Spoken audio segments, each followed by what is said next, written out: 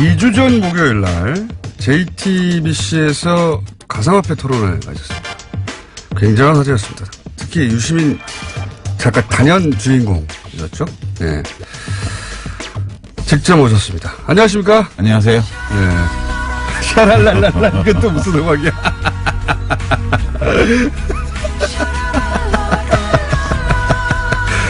제가 이제 통화를 하다가, 직접 만나고. 좋네요. 빰빠레도 올려주고. 네.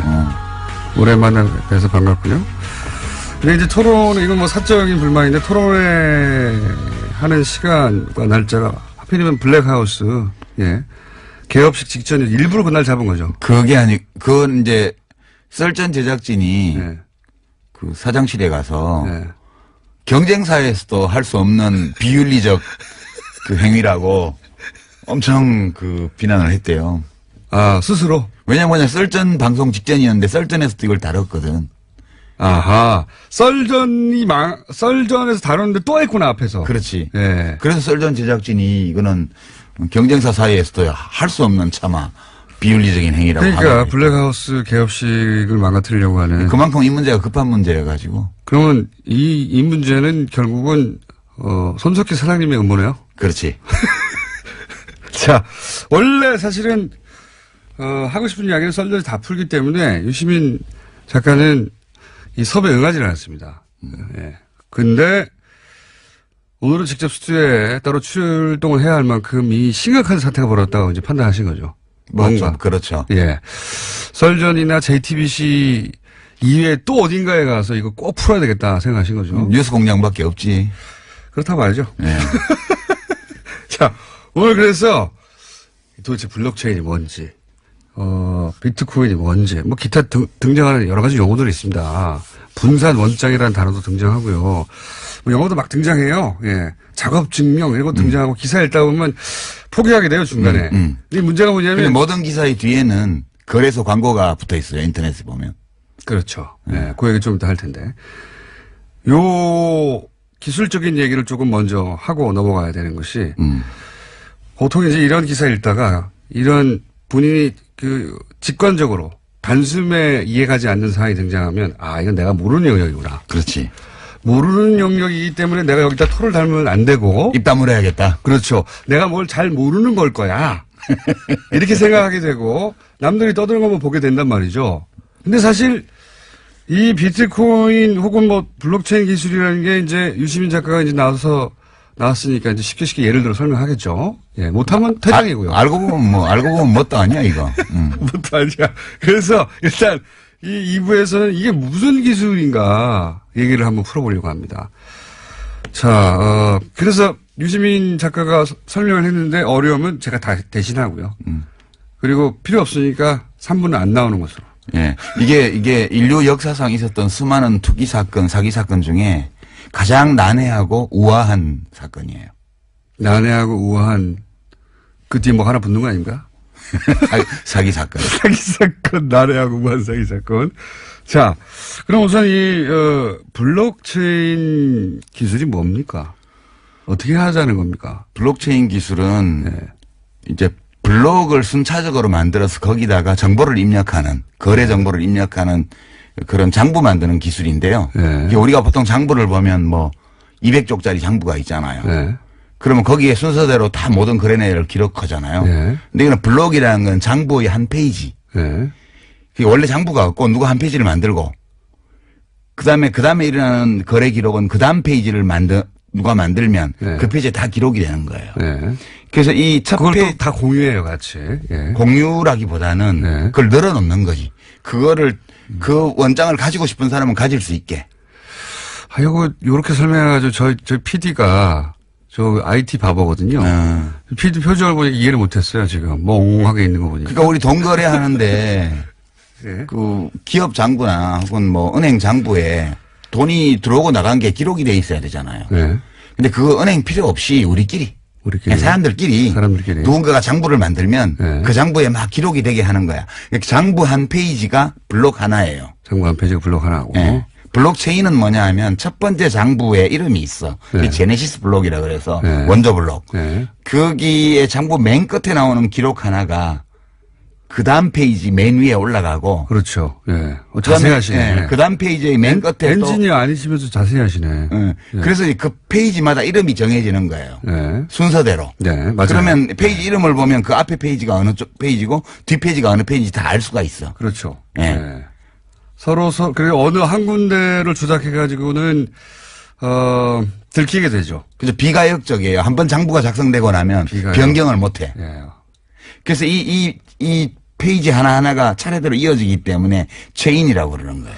요거는 실제 기술 원리에 굉장히 가깝게 설명을 하신 거예요. 근데 저희 PD 표정이 알아들은 척 하려고 하는데 못 알아들은 표정이거든요. 그러니까 기사에는 다 이렇게 나와요. 탈중앙화 시스템에서 안전하게 사용할 수 있는 디지털 원장의 기반 기술. 이렇게 표현해놔가지고 알아들을 수가 없는데. 일부러 그러는 것도 있어요. 못 알아들으라고. 일부러 그러는 이거 것도 어마어마한 거다? 이거 대단한 거야? 너 모르지 이거 뭔지 뭐 이러면서 내가 시킨 대로 해야 돼. 뭐 그런 거. 근데 제가 또 한번 그러면 설명해 볼게요. 왜냐하면 저도 그런 방식으로 주변에 제가 또 나름 공돌이 출신이에요. 설명해 보려고 했더니 잘 못 알아듣더라고요. 잘 못 알아들어가지고 이제 야동 있지 않습니까? 예. 야동을 예전에는 중앙에서 받았어요. 토렌트 같은 거예요. 그렇죠. 이게. 근데 최근에는 토렌트라는 게 등장했어요. 근데 이거는 뭐냐면 중앙에서 만든 게 아니라 사람들이 막 가지고 있는 거예요. 전 세계에. 그렇죠. 그 똑같은 야동을. 그걸 B2P라고 그러잖아요. 그렇죠. 근데 전 세계 예를 들어 10,000명이 가지고 있으면 그 파일을 10,000개로 쪼개가지고 여러 사람한테 받는 겁니다. 그러니까 중앙이 없고 자기들끼리 주고받는데. 그렇죠. 자기 개인은 서버의 용량이 안 되니까 조금씩 나눠서 받는 거예요. 그렇죠. 그걸 토렌트라고 해요. 본질적으로 이거 똑같은 겁니다. 분산해서. 근데 이제 여기서 문제가 뭐가 생기냐. 이 파일을 받을 때 사람들은 이게 진짜인지 가짜인지를 몰라요.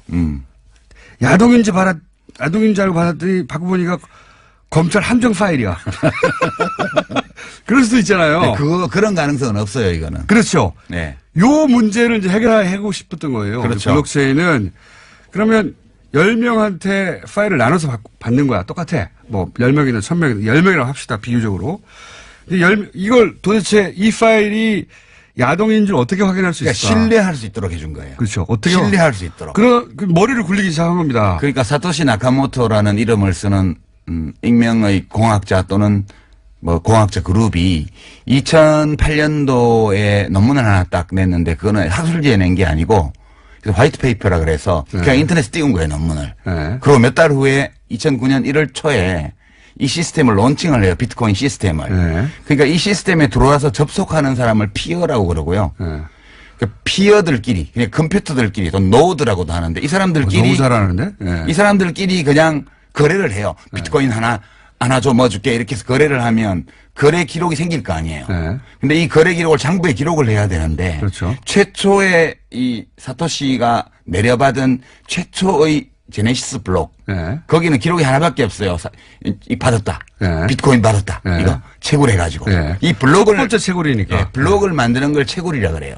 아, 이것도 설명해야 되는데. 아니, 채굴이라 그러는데. 저희 그러니까 PD가 이때까지 못 알아듣다가 본인이 못 알아듣는 걸 표시를 내기 싫으니까 고개 끄덕끄덕해서 알아들은 척. 그러니까 우리가 이제 사람들이 그 시스템에 비트코인 시스템에 쫙 들어와서 네. 서로 막 거래를 해요. 네. 그럼 거래 정보가 기록이 되려면 장부 페이지가 만들어져야 하는데 그게 한 페이지가 한 블록이라 그랬잖아요. 네. 그게 10분마다 블록이 갱신돼요. 10분마다. 네. 그럼 새로운 블록을 만드는 놈은 장부를 만드는 놈이잖아. 네. 얘한테 보상을 해줘야 돼요. 그렇죠. 그게 처음에는 50비트코인을 줬어. 네.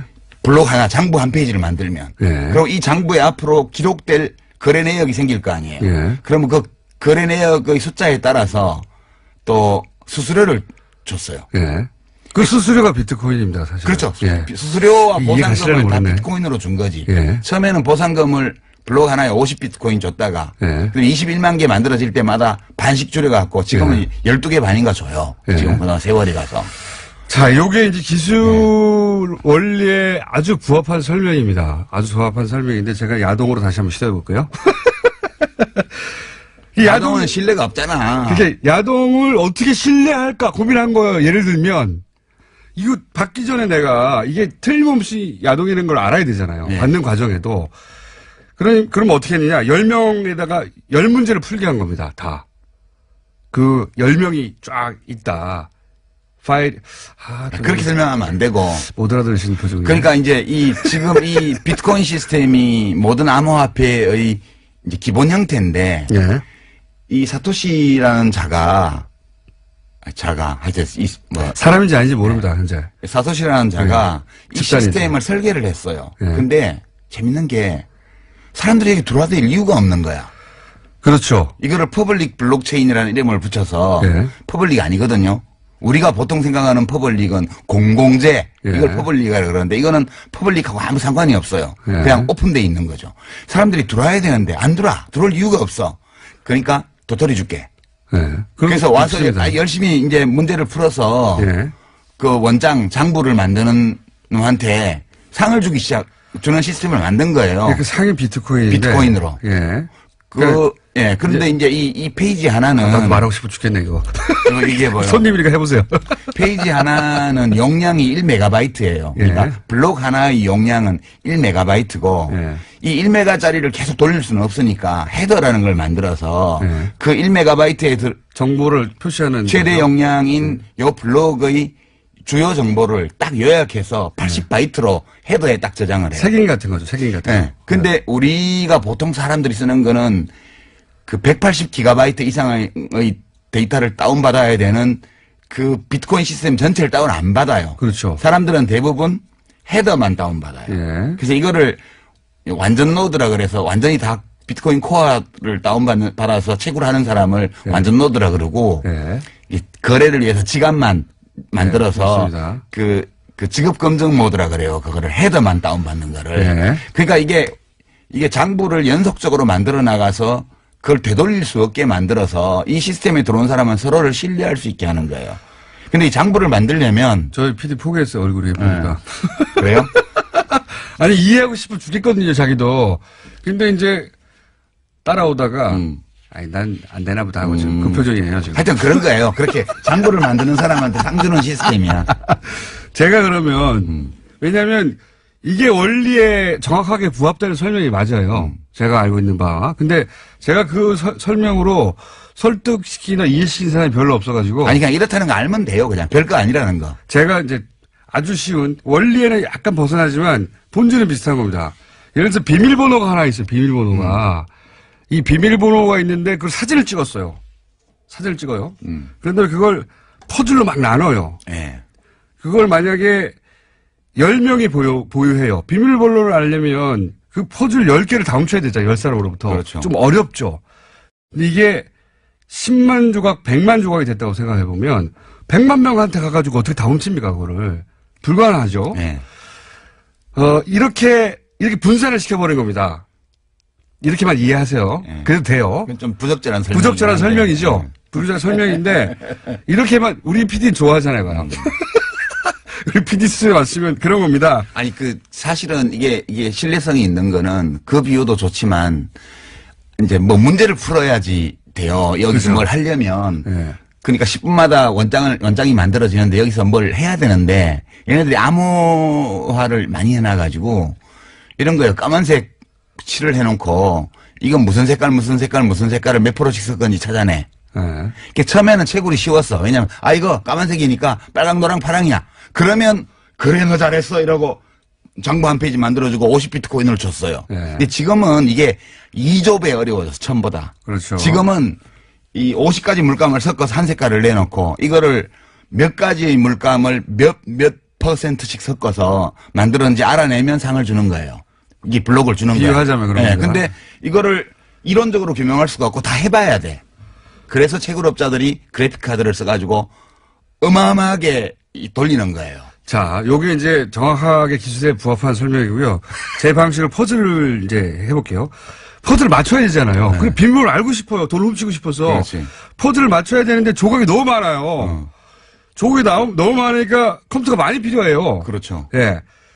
그런데 이걸 개인이 할 수 없으니까 이제 이걸 해주고 수수료를 받는 거예요. 그게 채굴업체예요. 예, 그게 채굴이고 그때 수수료 받는 게 비트코인입니다. 채굴이라는 게 조각을 맞춰주고 이게 조각이 다 맞고 이게 가짜가 아니야 라는 게 누군가 대신해줘야 되는 건 조각이 너무 많아. 그렇게 생각하시면 됩니다. 난 비밀번호를 알고 싶은데 이게 정확하게 기술에 부합되는 내용은 아니지만 본질이 그렇다는 거예요. 그걸 작업 증명이라고 그래요. 그렇죠. 그 과정을. 예. 그러니까 이게 맞나? 안 맞나? 예, 수학 문제를 푸는 게 아니고 수많은 경우의 수를 직접 대입해 봐야 되는 거라 가지고 그러니까 컴퓨터가 많은 놈이 이기는 거예요. 10분마다 하나씩 블록이 만들어지니까. 예. 그러니까 어마어마한 그 양의 그래픽카드 GPU를 설치해 놓고 그거를 쪼개서 10,000대 가지고 작업하면 100대 가지고 하는 놈보다 100분의 1의 시간에 할 수 있는 거죠. 예. 그래서 전기를 많이 먹는다는 것이고. 어마어마하게 먹는 거지. 어마어마하게 쌓아놓고 하는 거예요. 컴퓨터 한 대에 할 수 있는 일이 아니니까. 근데 문제는. 예. 그걸 이제 해서, 풀었네? 조각을 맞췄네? 그러면 잘했어 하고 수수료 하나 딱 주는 겁니다. 수수료 하나 블록 하나가 만들어지면서. 예. 이제 문제는. 그걸 비트코인이라고 하는 거죠. 난이도는 첫 번째 제네시스 블록하고 50만 번째 블록을 비교를 하면 50만 번째 게 그 1조 8천억 배 어려워요. 난이도가. 숫자도 다 기억하면. 약 1조 8천억 배 어려운데 그러니까 채굴은 어려워지니까 비용이 많이 드는데 예. 비트코인 값이 안 올라가면 채굴이 안 돼요. 그러니까 채굴이 스톱되는 순간 이 시스템은 다 다운되는 거기 때문에 무슨 수를 쓰더라도 이 시스템을 돌리려면 값을 올려야 돼요. 그래서 사기꾼들이 이제 사기적인 방법으로 값을 올리는 거죠. 자, 여기까지는 저희 PD의 눈빛으로 봐 한 3분의 1 정도를 이해하는 척하고 있어요. 이해하는 척하고 있고. 몰라도 돼. 별거 아니라는 거 말면 돼. 하여튼 기술이라는 게 어렵게 들리지만 본질은 그렇게 어려운 게 아니다. 예. 근데 이제 원래 맞게 설명하셨고 3부에서 그러면 이게 왜 문제인가 본격적으로 얘기를 해보겠습니다. 3부에서. 자, 독학으로 비트코인 전문가 반열에 오르신 유시민 작가와 함께 전문가는 개뿔. 자, 비트코인 얘기를 하고 있습니다. 예, 기술 설명을 초반에는 2부에 해서 다 이해가 됐다는 분들도 있고 문자를 보니까요. 예, 그리고 어렵다. 나는 PD하고 이해력이 같나 보다 이런 분들도 있고 그리고 김어준 닥쳐라도 좀 그래서 저는 2부, 3부에서는 가능하면 참으려고 노력하겠습니다. 물론 튀어나갈지도 모르겠지만. 자, 기술은 이제 그렇습니다. 혹시 이해 안 하시면 2번, 3번 저희 방송을 다운받아서 들으시면 되고. 이게 왜 문제입니까, 근데? 기술은 그런데. 왜냐하면 이게 이미 망한 시스템인데 이미 망한 시스템에서 나온 코인을 이 사고 팔아가지고 투기 광풍을 일으키고 있어서. 왜 망한 시스템입니까? 이게 이제 2가지 이유 때문에 망한 시스템인데요. 그러니까 투기 광풍이 일어난 거는 시스템이 망했다는 거를 기술적으로는 이미 거의 다 확인한 상황에서 거래소들이 만들어지면서 시작된 건데요. 망한 이유는 크게 보면 첫째는 결제를 많이 할 수가 없어요. 이게 원래 중앙기관이 필요 없고, 예. 그죠? P2P로 예. 개인 간에 바로 거래한다 그랬는데 지금 채굴 업체들이요. 예. 새로 블록이 형성이 돼야 예. 채굴을 해야 이제 이게 시스템이 계속 유지가 그렇죠. 되는데 예. 0.0001%의 노드 그러니까 이 시스템에 가입해 있는 컴퓨터 예. 사용자 중에서 0.0001%의 채굴 업체들이 블록을 만들고 있어요. 예. 그 나머지 99.9999%는 이 채굴 업체들이 블록을 생성해 줘야만 그렇죠. 예.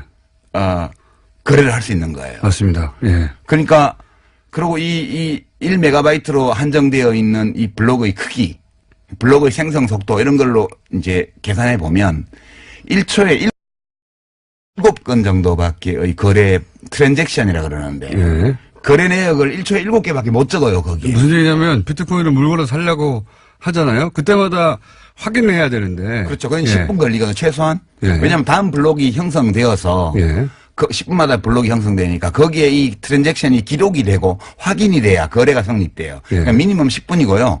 수수료를 적게 표시하면 처리가 3일, 5일, 일주일도 안 돼요. 맞습니다. 수수료가 높은 거는 빨리 해줘요. 그럼 거래소에는 어떻게 이렇게 순식간에 되느냐? 그거 설명해 주셔야죠. 거래소는 지금 저 암호화폐에 뭐 비트코인 포함해서 거래하는 사람의 대부분이 네. 암호화폐 지갑이 없어요. 그것도 무슨 이 얘기냐? 블록체인 시스템에 안 들어와 있다고요. 예. 이거를 이제 들어와 있는 노드 컴퓨터로 하는 사람을 이제 온 블록체인이라 그러고요. 예. 이 블록체인 시스템과 전혀 무관하게 바깥에서 거래하는 사람 그를 오프 블록체인 거래라고 그러는데 예. 대부분의 암호화폐 거래가 오프고요. 예. 이 오프를 담당하는 거는 거래소인데 중개소. 예. 여기서 전자지갑을 갖고 있으면서 따로 DB를 만들어서 자기들 고객하고 거래를 하는 거예요. 예. 그래서 이 대부분의 거래가 블록체인과 관계가 없고 예. 이 거래를 블록체인에 집어넣으면 이 블록의 수수료가 커져요. 예. 그러면 그렇죠. 채굴 비용을 감당할 수 있죠. 예. 근데 채굴은 갈수록 어려워지고 아까 그랬잖아. 50만 번째 블록은 첫 번째 블록보다 2조 배 어렵다고요. 예. 1조 8천억 배. 그러니까 채굴 비용이 많이 들어가니까 이 채굴 비용을 뽑으려면 블록체인 보상금이 많아져야 되는데 이건 지금 처음에 50 비트코인에서 시작해서 12.5까지 내려와 있죠. 예. 거꾸로 내려가고 있는 예, 거죠. 수수료는 원래 늘어야 되는데 예. 거래를 처리하는 속도가 너무 느리고 그다음에 대부분의 거래가 오프에서 이루어지기 때문에 예. 보상금으로 들어오질 않아요, 이게. 이게 이런 겁니다. 만약에 블록체인이라는 게 이제 기본적으로 해킹이 불가능하고 그래서 우리가 거래를 할 때 블록체인이라는 플랫폼 위에서 거래가 일어나는 줄 아는데 그게 아니에요. 네, 대부분의 거래가 다 이거하고 무관해요. 그게 아니라 말씀하신 헤더건만 가지고 거래소가 따로 거래하는 겁니다. 사고 그렇죠. 파는 거예요. 네. 예. 그러니까 이게 블록체인 기술 위에서 해킹이 불가능하도록 거래가 이루어지는 게 아니라 사실 그거하고 상관없이 아무 상관없이 이루어지는 겁니다. 그래서 이 거래소가 필요한 것이고 그래서 거래소만 돈을 벌고 있는 지금 거죠. 벌집 계좌라고 해가지고요. 네. 지금 그 실명 확인 안 해주잖아요, 은행에서. 이 네. 벌집 계좌가 거래소에 임원 명의로 법인 계좌를 만들어 놓고 그 계좌하고 거래하는 거예요. 예. 이 투자자들이.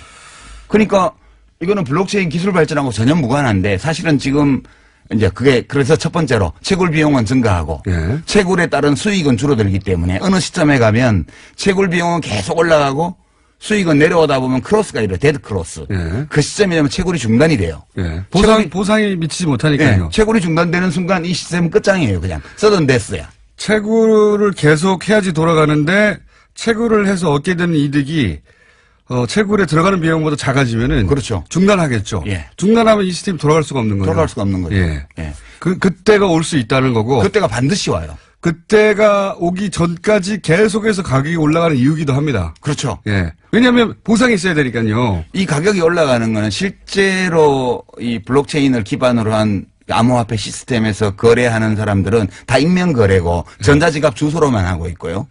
당사자들이 직접 하는 게 아니고 사실은 개별 사용자가 거래자가 시스템에다 정보를 집어넣고 그걸 받아가는 사람은 자기 암호키를 가지고 그 시스템에서 빼가는 구조예요. 예. 이렇게 돼 있는데 지금 그 가격을 지탱을 해야 되니까 내가 전자지갑을 여러 개 만들어 놓고 암호화폐 지갑을 내가 혼자서 거래해도 돼요. 그렇게 해서 지표를 끌어올리는 거죠. 그게 실제로 있었던 일이죠. 예전에 2010년, 13년에 아직 이제 비트코인 가격이 100달러 수준이었을 때 네. 갑자기 한두 달 만에 1000달러가 된 적이 있어요. 그렇죠. 근데 이제 그걸 나중에 올해 어떤 저널에서 발표를 했는데 이거 한 사람이 한 거다. 그렇죠. 프로그램 2개 돌려가지고. 아니 그거야 뭐 지갑 한 10개 만들어 놓고 사고 팔고 하면 까불나가는 거예요 계속. 그렇죠. 예, 그걸 실제로 이런 경우가 있었고 그러면 지금은 없느냐. 지금도 하고 있죠. 지금도 하고 있다고 봐야 되는 당연히 거죠. 하고 있는 거지 예, 그거는. 그러니까 이 시세가 시장의 저절로 조절되는 게 아니라는 겁니다. 기본적으로. 그러니까 노름판으로 치면 타짜들이 와서 다 판을 조작하는데 이렇게 순진한 그런 도박에 끌린 사람들이 들어와서 판돈 집어넣고 있는 거예요 지금. 블록체인 기술은 조작이 불가능하지만 그 이미지 때문에 거래소도 조작이 불가능할 거라고 생각하는데 그건 아니라는 겁니다. 그건 아니죠. 예. 지금은 근데 거래는 거래소에서 일어나는 거예요. 그러니까 지금 이게 블록체인 시스템은 안전해요. 예. 그 기술적으로. 기술적으로 그다음에 안전하고. 블록체인 위에 얹어놓은 암호화폐 시스템, 특히 이제 좀 시스템이 다른 암호화폐도 있지만 여러 가지가 있습니다. 비트코인을 예를 들면 네. 원조니까 비트코인 시스템도 비교적 안전해요. 이게 해킹이 불가능한 건 아닌데 해킹을 해서 얻을 수 있는 이익이 별로 없어요. 그 해킹을 하는데 들어가는 노력에 비해서. 네. 그래서 시스템상 좀 안전한데 이건 내부 환경이고요. 이 시스템에 내부 환경의 맨 바깥쪽에 그 암호화폐 지갑이 있어요. 예. 지갑도 시스템 내부긴 한데 지갑은 응용 프로그램이거든. 앱이거든. 그렇죠. 예. 그래서 이거는 해킹에 완전히 안전하다고 볼 수 없고요. 일본 거래소가 털린다든가. 그런데 그건 뭐가 틀린 건지 몰라요 아직까지. 네. 이 전자지갑이 암호화폐 지갑이 털린 건지 틀렸면 왜 털렸는지 해킹을 혹은 뭐 당했는지 거래 정보가 털렸는지. 아니면 비밀번호가 노출된 건지 모르고요. 어쨌든 한 네. 5,700억 규모의 해킹이 며칠 전에 있었죠. 그러니까 이제 그 암호화폐 지갑은 절대적으로 안전하지는 않고요.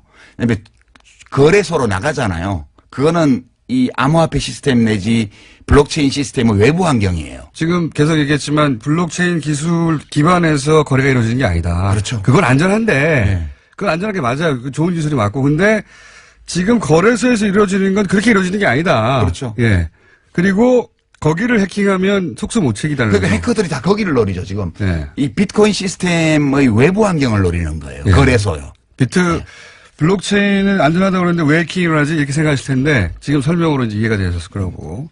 그리고 이게 이제 제가 왜 제일 난해하고 우아한 사기 사건이라고 그러냐 하면 인류 역사상 네. 수많은 투기 사기 사건이 있었는데 포커를 예를 들어 볼게요. 지금 네. 시중에서 이제 나와 있는 책들이 많은데 비트코인이나 암호화폐에 대해서 세 종류의 책이 있어요. 첫 번째는 포커. 네. 인간의 두뇌를 바꾼다. 네. 미래형 게임이다. 이거를 설파하는 책이 있어요. 이게 네. 이제 김진화 씨 같은 분이 쓴 그 넥스트머니 비트코인 네. 이런 네. 책이 이 암호화폐가 인류의 미래를 바꾼다. 네. 이렇게 굉장히 투기를 하는데 그냥 투기가 아니고 인류 문명을 발전시킨대잖아. 네. 그런 류의 책이고요. 두 번째는 최근에 나온 책 중에 익명으로 신의 두뇌라는 닉네임으로 나온 책이 있는데 비트코인 1억 간다 이런 책이요. 네. 이거는 이제 이 포카를 해서 돈을 따는 기술. 네. 포카 알면 이긴다. 이런 종류의 책이에요. 네. 세 번째가 이거 지금 예약 판매 걸려 있는데 목차를 보니까 이병욱이라는 분이 쓴 비트코인과 블록체인 이런 책이 있어요. 이게 중립적으로 기술적인 측면과 이 경제적인 측면을 검토한 책이더라고요. 목차를 보니까 이런 책은 이 포커라는 게임의 실체에 대해서 알려주는 책이에요. 그래서 사람들은 되게 신의 두뇌라는 익명으로 쓴 이 책 비트코인 1억 간다. 대박. 이 책 보면 나도 돈 벌 수 있지 않을까? 이게 많이 봐요. 베스트셀러 목록에 올라 있어요. 네. 근데 이게 다 이거 포커가 인류의 두뇌 혁명을 일으키지도 않고요. 그러니까 비트코인이 뭐 사회 혁명을 일으킨 것도 아니고요. 그다음에 여기 가서 돈 딴다는 이거는 포커 알면 이긴다 읽으면 누구나 포커에서 돈 따나요? 정상적으로 하면 딸 수 있겠죠. 그러나 여기는 타짜들이 설치는 시장이거든요. 그래서 못 따요. 네. 다른 사람도 있긴 있죠. 예. 운이 좋아서 따기도 하고. 운이 좋아서 따를 경우도 있죠. 예. 그래서 이 기술은 어느 시점에, 그러니까 요런 방식으로 돌아가는 것은 어느 시점에 종말을 맞이할 것이다. 이렇게 생각하시는 거죠. 어차피 2100만 개가 발행되면 네. 비트코인이 2100만 개가 발행되면 그러니까 처음에서부터 시작해서 주기적으로 반감해서 693만 번째 블록이 형성되면 끝나요. 네. 2100만 개째 그렇게 설계를 했죠, 처음부터. 네, 그렇게 설계되어 있고 지금 1700만 개 정도 발행이 돼 있거든요. 네. 400만 개 남았는데 어차피 2100만 개 발행되면 더 이상 장부 지면이 늘어나지 않아서 네. 거래를 기록할 수가 없어요. 네. 그러니까 이 시스템은 종말이 처음부터 예정되어 있었던 거고 2100만 개까지 가기 전에 채굴 비용의 증가. 그죠? 네. 그다음에 난이도의 증가. 네. 이것 때문에 데드크로스가 일어나면서 그 이전에 다운될 가능성이 거의 99.999% 그렇게 전망하시는 거고. 예. 그것이 다운되는 순간 작업 증명이 안 되기 때문에 사실은 그렇죠. 시스템은 무용지물이 되는 것이고. 예, 시스템이 스톱되는 거예요. 그러면 비트코인은 코인이 아니고요. 그냥 디지털 데이터거든요. 예. 이 디지털 데이터는 이 블록체인 시스템 안에서만 의미를 가지는 건데 이 시스템이 다운되는 순간 가치가 제로예요. 그렇죠. 작업 증명이 안 되니까요. 예. 예. 이게 자, 이런 전망하에 이것이 기본적으로 도박이고 사기라고 이제 주장하시는 거예요? 이렇게 안 하시는 분들 계시지만 유시민 작가는 그렇게 생각하고 예. 있습니다. 뭐 저는 하나의 시각을 말씀드리는 거죠. 예. 예. 그래서 그게 너무 걱정이 되기 때문에 왜냐면 언제 터진다 이거. 터지죠. 예.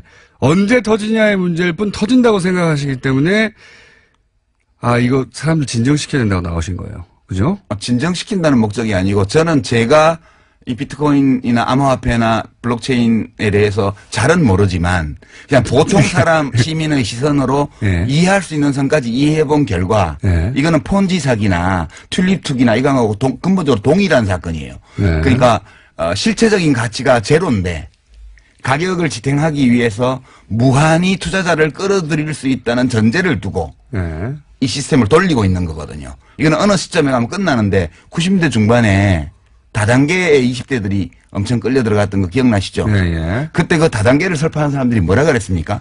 이걸 유통혁명이라 그랬어요. 예. 중간 마진을 없애서 생산자와 소비자가 모두 이익을 보게 함으로써 이 자본주의 경제의 유통 시스템의 혁명을 가지고 올 수 있는 거라고 하면서 사람들을 끌어들였잖아요. 네. 이 모든 사기에는 명분이 필요해요.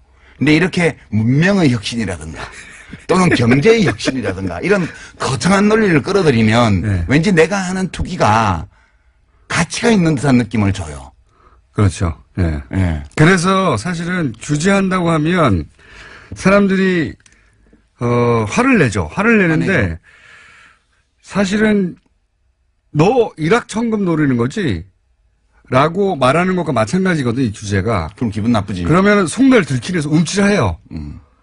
그러면서 야 기술 때문이야. 인류를 위해서야.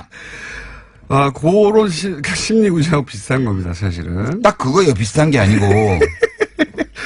화를 내는 건 기술 때문에 화를 낸다고 다들 얘기하는데 그게 아닙니다. 그래서 너 돈 때문에 그러는 거지라는 속내를 들켜서 그런 거예요. 예. 지금 암호화폐가요. 돈 벌고 싶어서 이러는 겁니다, 다들. 암호화폐가 한 1,500종 가까이 돼요. 근데 이 중에는 정말 블록체인 시스템과 무관한 암호화폐도 있고요. 이 ICO라 그래서 지금 되게 유식하게 들리죠. 예, 예.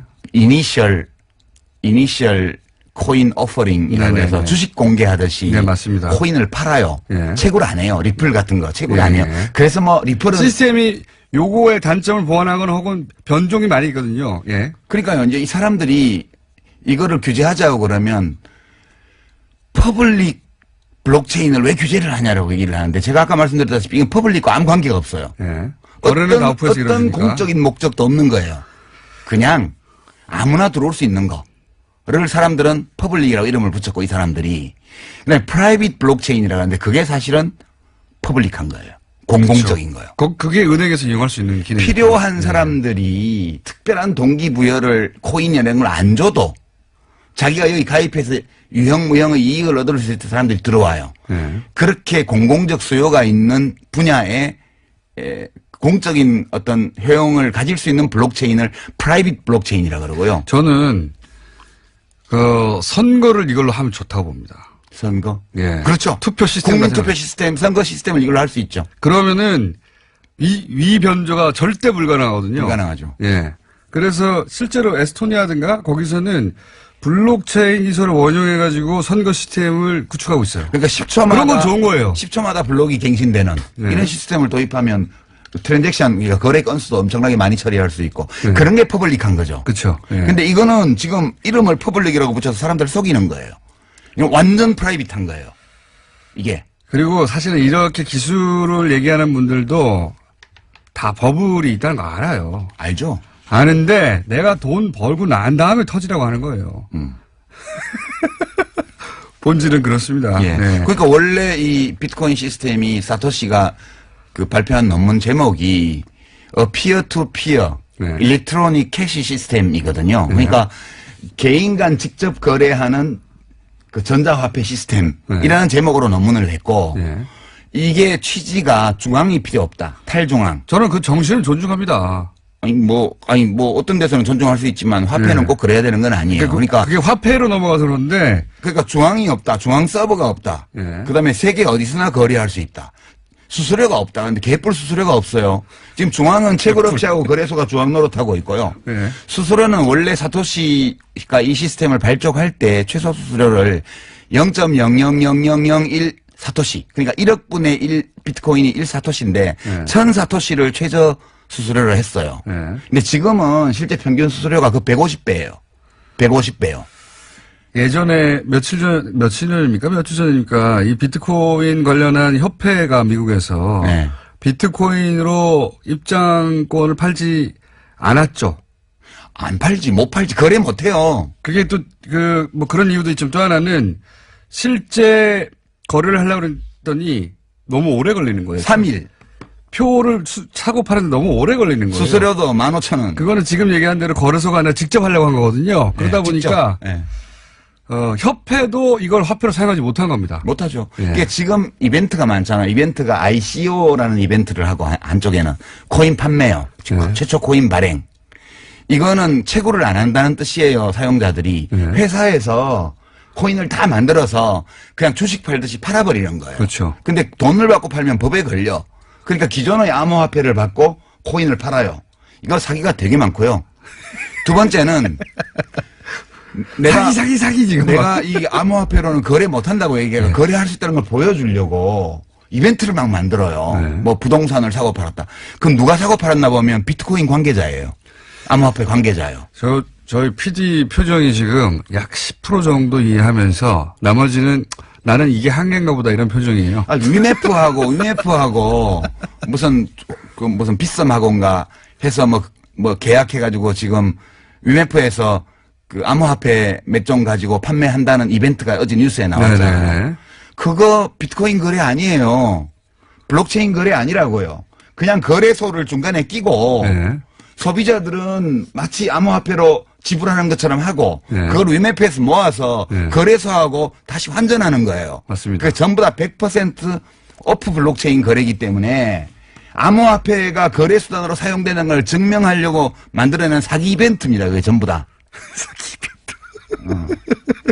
아니면 아니라고 말 좀 해봐요. 초강성 발언 계속 나오고 있고요. 자, 실제 이제 이런 우려 때문에 규제 자체는 세계적인 추세죠. 지금. 그렇죠. 예. 어저께 다보스 포럼에서 뭐 유럽연합 정상들도 규제해야 된다고. 예, G20도 이제 하겠다고 하고. 근데 이게 한국 거만 해가지고는 우리도 겪었지만, 그리고 다른 나라도 다들 겪고 있지만, 한국 거만 해가지고는, 여기 규제가 좀 생기면 다른 데 가거든요. 가도 돼요? 예. 제 말은 G20이 이제 그걸 자꾸 겪다 보니까 자기들끼리 단일한 규제안을 만들자 이런 얘기를 하고 있다고 하더라고요. 아니 뭐 단일한 규제를 해도 좋은데 일국적 규제를 해도 돼요? 이거는. 우리. 아니 뭐 온라인 도박 단속을 뭐 유엔에서 해야 되나? 근데 이제 밖으로 빠져나가서 계속 하는 거죠. 아 그거는 P2P 거래밖에 안 되죠. 예. 그렇다 하더라도 돈을 계속 거기에 제 말은 뭐냐면 사고는 나는 겁니다. 사고. 무슨 사고가 나냐면 이게 이제 바다 이야기가 자꾸 나와요. 바다 이야기가. 그런데 이제 자유한국당에서 이 규제가 기본적으로 잘못됐다는 접근이거든요. 근데 돈 넣나 봐. 암호화폐. 그거보다는 저는 요 뒤에 있는 어떤 정치적 셈법은 사고 날 거니까 사고 나라 이거예요. 나라 이거지. 예. 바다 이야기 대라. 그렇지. 대폭발해라. 그렇지. 대폭발해가지고 그래서 사람들 망해라. 그러니까 사람들 난리 나라 이거예요. 그거거든요. 규제 못하게 하고 막 계속 그 신기술 왜 규제하냐고 하고 이게 사실은 정치권에서 나온 주장은 폭발해라 난리 나라 이거예요. 바다 이야기 곱하기 100해라. 그렇게밖에 해석할 수가 없어. 그렇죠. 안 그러면 돈 넣었다고 볼 수밖에 없지. 그리고 만약에 관계자들은 돈 때문에 그게 지금 네. 촉이 좋아서 이걸로 돈 벌 수 있다고 생각한 사람들이 비트코인 거래소를 만들었거든. 네. 근데 이게 막장에 왔다는 걸 알아요. 그 사람들이 전문가니까. 그래서 어디로 빠져나가냐 하면 명분을 챙겨야 되잖아. 돈은 이미 벌었고. 네. 그래서 이렇게 말하면 명예훼손일 수도 있는데 내가 한번 논쟁해보자고. 하시고 명예훼손 다 하고 우리 방송 뜨고. 그래서 거래소들이 뭘 하냐 하면 블록체인 협회라는 걸 만들었어요. 그래서 네. 진대재 전 정통부 장관님을 대표로 모셔서 어저께 그렇죠. 보니까. 예. 상징적인 분인데 여러 의미에서. 예. 근데 명분은 블록체인 기술을 개발하기 위해서 뭘 한다는데 예. 사실은 블록체인 기술을 연구한다는 건 명분에 불과하고 거래소들이 이미지 개선을 위해서 지금 블록체인 협회를 만든 거라고 저는 봐요. 그렇게 개인적 의견입니다. 그렇지. 개인적 의견은 필요할 수 있는 거 아닙니까? 교통방송은 공식적인 입장과는 무관하죠. 예. 제 생각과도 무관하고 유시민 작가의 개인적인 의견으로 고소하려면 저쪽에 뭐 하려면 하라 이거지. 혼자 하시고요. 자, 살짝 동의하는 바이고요. 근데 이런 얘기도 할게요. 이제 이게 그러면 유시민 작가의 혼자만의 생각이냐 이렇게 생각하는 사람이 많이 있습니다. 유럽 중앙은행장 같은 경우도 가상화폐가 돈이 아니다. 뭐 여러 나라의 중앙은행장들이 이건 도박이다, 투기다 이런 얘기 많이 했어요. 아 사실은. 그거는 기득권자라서 그렇대잖아. 그러니까 꼰대들이라서 그렇대잖아요. 미래의 기술에 관심이 없고 현재의 기득권을 지키는 데만 급급한 자들이기 때문에 이 블록체인 기술에 대한 이해도가 낮고 암호화폐를 탄압하는 거다. 이게 그분들의 주장이에요. 그렇죠. 그죠? 맞습니다. 그래서 토론회 때 무슨 얘기 하셨잖아요. 비유가 뭐더라 그거? 뭐 있는데 건축 기술 어쩌고저쩌고 한 거예요. 저 블록체인 기술은 건축술이고 예. 비트코인은 집이고 그 마을회관 지어놨더니 가보니까 도박장이 돼 있더라. 예. 그래서 도박 단속 하니까 왜 건축을 탄압하냐. 예. 그렇게 얘기하는 거하고 똑같다고요. 그런 거죠. 예, 결국은. 예.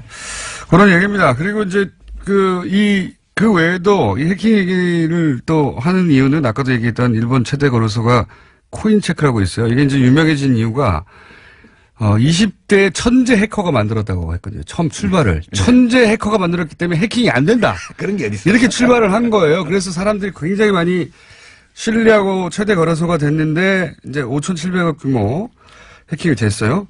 문제는 이 거래소에 이 피해자를 보상할 돈이 없어요. 없어요. 5,700억이 어디 있습니까? 없어요. 그래가지고 지금 그 부분 거래가 중단된 채 어떻게 보상할지 보상 계획을 발표를 못하고 있어요. 그렇기도 하고 2014년에도 똑같은 곡스라고 세계 최대. 망했죠, 거기는. 예, 거기는 망했죠. 그래가지고. 아예. 풀려가지고. 줄 돈이 없으니까. 네. 예. 그런 위험도 노출돼 있습니다. 계속해서. 뿐만 아니라요. 예. 지금 비트코인 1,700만 개 발행된 것 중에 비트코인 예를 들면 네. 상당수가 이미 없어졌다는 거예요. 그러니까 이게 개인 키를 분실하면요. 찾을 길이 없어요. 우리가 은행에서는 네. 거래하다가 비밀번호 뭐지? 잊어버렸다. 이러면 인적사항 들고 주민등록증 가서 확인하면 변경할 수 있잖아요. 네. 그래서 내 돈 찾을 수 있어요. 근데 이 암호화폐 지갑은 내 공개 키하고 개인 키하고 두 개를 쓰는데 개인 키를 분실하잖아요. 네. 그러면 끝이에요, 그걸로. 절대 못 찾아요. 비가역적이에요. 완전히 안전해요. 완전히 안전해요. 아무도 못 찾아요. 아무도 못 찾아요. 절대 찾을 수 없어. 네, 그 다음에 자기 개인 키를 누출하잖아요. 네. 누출하면 그거를 가져간 사람이 내 지갑에 암호화폐를 다 틀어가도 그 사람이 누군지 절대 못 찾아. 확실하게 비가역적이고 안전해요. 자, 그러면 현재 정부의 규제 수준에 대해서는 어떻게 생각하십니까? 규제 수준은 이제 좀 효과적으로 우선 큰 그물을 쳤어요. 네. 그러니까 가상계좌 발행에 대한 규제를, 네. 발급에 대한 규제를 한 거죠. 그렇죠. 그래서 실명 거래로만 할 수 있도록 하고, 네. 그리고 벌집 계좌라고 해서 거래소 임원이 자기 법인 계좌 자기 이름으로 그렇죠. 만들어 놓고 그것다가 새끼 DB를 만들어 가지고 막 거래하는 네. 이걸 못하게 일단 막은 거죠. 이러면 일단 큰 건 막은 거죠. 큰 블록체인과는 무관한 오프 거래의 상당 부분을 막은 거예요. 이거는 일단 투기 열풍을 좀 식히는 데는 이제 대정요법으로 이름 걸고 해야 되니까 이제 바로 효과가 나죠. 큰 손들이 못 움직이는 거죠. 이렇게 되면. 예. 그리고 의심 거래는 얼마 이상짜리는 바로 이제 세무당국에서 들여다보고 예. 금융당국에서 들여다보니까 일단 큰 손들 타짜들이 설치는 거를 막는 효과도 있고요. 예. 그러면 속옷이 몰려드는 소액 투자자들이 막 몰려드는 것도 좀 막을 수 있죠. 예. 주춤해지게 되죠, 당연히. 예. 예. 아예 거래소를 이게 법무부의 시각이라는 거는 저는 그럴 수 있다고 봅니다. 이게 하우스잖아. 이렇게 본 하우스죠. 거거든요. 하우스로 본 거거든요, 법무부도. 그러니까 법무부는 당장 폐쇄도 옵션으로 가져야 된다. 이렇게 치고 나온 거예요. 저를 요새 법무부 직원들이 좋아한대요. 법무부 시각은 이 중에 범죄적 요소를 바라본 제 겁니다. 예. 기사가 나가면 밑에 그런 게 있다고 보면 돼요. 이 기사를 법무부 직원들이 좋아합니다. 자, 이렇게 받아들이시면 좋을 것 같아요. 물론 비트코인 투자하신 분도 있고 동의하지 않는 분도 있을 텐데 비트코인과 관련한 긍정적인 뉴스는 넘치고 넘쳐요. 그럼요. 세상에 넘치고 넘치고 투자해서 얼마를 벌었다는 사람도 있고 가격이 얼마다는 얘기 어마어마한 가격이거든요, 지금. 잘 보셔야 돼요. 예. 우리가 좀 인터넷으로 뉴스를 보잖아요. 예. 보면 미국의 새로운 코인 암호화폐를 발행한 그 ICO를 성공적으로 한 어떤 CEO 인터뷰가 쫙 나옵니다. 예. 내용을 이렇게 분석을 해보면 아무 내용도 없어요. 그 코인이 어떤 기술적 기반을 갖고 있는 코인인지에 대한 설명도 없고요. 네. 자기들이 성공적으로 했고 투자에 참여한 사람이 몇 명이고 얼마를 모집했고 이거 쭉 나온 다음에 맨 밑에 보면 거래소 광고가요. 배너가 뱅뱅뱅 반짝반짝합니다. 거기 들어오라고요. 이게 지금 기사의 형태로 나와 있는 광고죠. 광고. 예. 이게 인터넷에는 완전 널려 있거든요. 하우스 광고죠, 그게. 하우스 광고죠. 예. 네. 조심하셔야 돼요. 자, 워낙 긍정적인 뉴스만 넘치고 있다 보니까 이렇게 생각하시면 되겠습니다. 유시민 작가가 우려되는 바를 반대쪽으로 확 한번 혼자라도 이런 점들이 있다. 이거 봐야 된다. 확 꺾어줄 필요가 있다고 생각하시죠. 제가 혼자 다 하실 수 있을지 모르겠어요, 근데.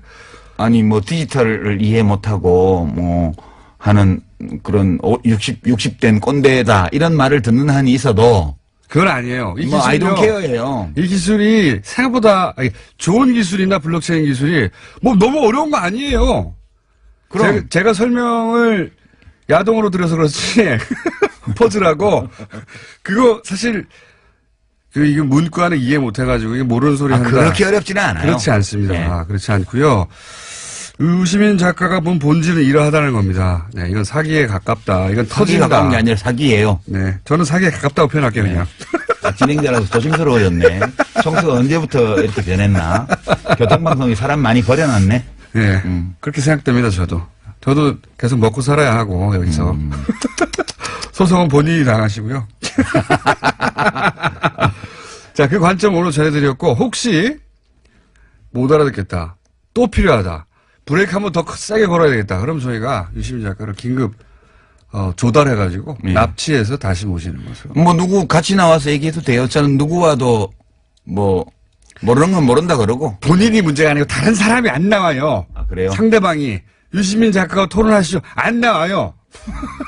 정말? 섭외가 안 됩니다. 네. 네, 두드려 맞을까봐. 네, 섭외가 안 돼가지고. 샌드백은 제가 하는 것으로 하고, 오늘은 1차전으로 하겠습니다. 1차전. 왜냐면 이게 금방 해결될 일은 아닌 것 같거든요. 제가 보기에. 네. 자, 1차전 치르신 유시민 작가였습니다. 감사합니다. 예, 고맙습니다.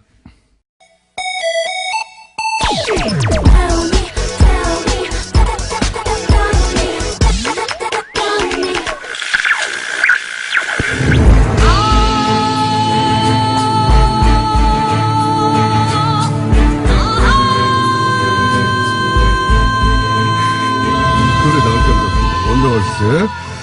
부제로는 머리끄댕이도 등장했다가 최근에는 동시상영. 세 사람이 동시에 얘기하는 3원 중계밭 방송 갔다 해가지고.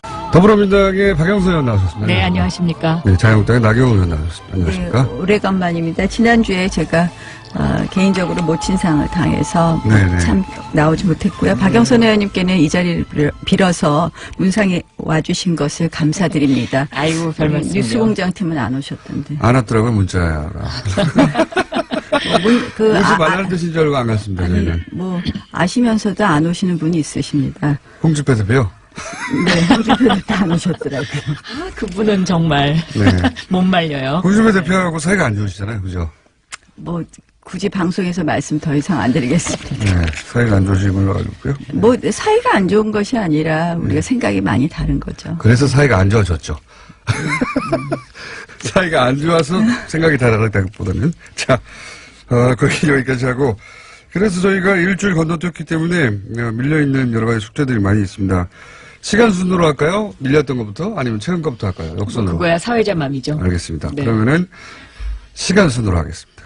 시간 순으로 제일 거슬러 올라가면은 나경원 의원님이 핫 했을 때가 있습니다. 핫. 예. 아이스하키 네. 단일, 남북 단일팀 구성 문제로. 네. 그래서, 네. 이 자격을 박탈해야 된다. 올림픽위원 자격. 뭐 청원도 올라가고 그래서 청와대에 20만 명이 넘었습니다. 아니 자, 그거는 이제 일단 본인 입장 말씀해 주시고요. 저는 정말 많은 분들이 오해하고 있으시다고 생각을 하는데요. 예. 첫 번째는 우원식 원내대표부터 시작해서 많은 이제 우리 여권 인사들께서 제가 북한 팀이 오는 것조차를 반대했던 사람으로 호도시키더라고요. 근데 저는 대한민국 정치인 중에서요. 저만큼 북한 선수단이 이 평창 올림픽에 올 수 있게 하는 노력을 한 사람이 없다고 자부하고요. 또 정말 오랫동안 평창 올림픽과 패럴림픽의 성공을 위해서 노력한 사람이 없다고 생각합니다. 제가 왜냐하면 국제장애인 올림픽 IPC 집행위원 전 세계의 집행위원은 10명밖에 없습니다. 그걸 저도 선거를 나가서 당선된 다음에 정말 그 IPC 집행위원으로서 또 제가 IOC에 장애인 스포츠위원회 위원입니다. 그래서 그러한 여러 가지 자격으로 평창 올림픽과 패럴림픽 성공을 위해서 정말 애썼고요. 그 가운데 제가 2012년에 런던 패럴림픽에 가서도 북한 선수단 오는 것을 추진했었습니다. 근데 제가 반대한 것은 북한 선수단을 반대한 것이 아니라요. 남북 단일팀을 반대했던 것이고, 남북 단일팀을 왜 반대했느냐. 스포츠의 가장 중요한 것, 올림픽의 가장 중요한 것은 공정입니다. 공정. 이것을 공정에 반해서 급박하게 우리 선수들의 기회를 박탈한 이 아이스하키 단일팀은 반대할 수밖에 없었고, 그것을 그러면 제가 어떻게 해서 이 아이스하키 단일팀은 무산시키고 다른 방법으로 북한 선수들이 온다든지 이런 식으로 하는 것이 맞겠느냐. 제가 할 수 있는 일은 저는 국제 스포츠계에 여러 가지 제가 인맥이 있기 때문에 그 의사를 전달하는 거. 우리 국민들도 70% 가까이, 또 어떤 여론조사는 80%더라고요. 반대하시는 것을 표시하는 수밖에 없었기 때문에 시간을 많이 제가 주시네요. 예, 왜냐하면은 이제 메일을 보냈는데요. 충분히 이제 공격을 많이 예, 온라인에서 저는 받았고. 사실 네. 많은 부분이 오해가 있고, 그 오해를 우리 여권의 그 정치 지도자들이 상당히 그런 오해를 만들어냈다 이렇게 생각을 눈이 합니다. 동그래져가지고 지금. 제가 좀 저는 아니 이 부분은 정말 억울한 거예요. 알겠습니다. 저만큼 올림픽과 패럴림픽의 성공을 위해서 정말 저 자부합니다. 정치인 중에서 저만큼 근데 이제 열심히 일한 사람. 제가 알겠습니다. 저 입장에서는 좀 목이 이랬어요. 맵니다. 첫째 이제 뭐 왜 그러셨나 네. 굉장히 좀 속상하더라고요.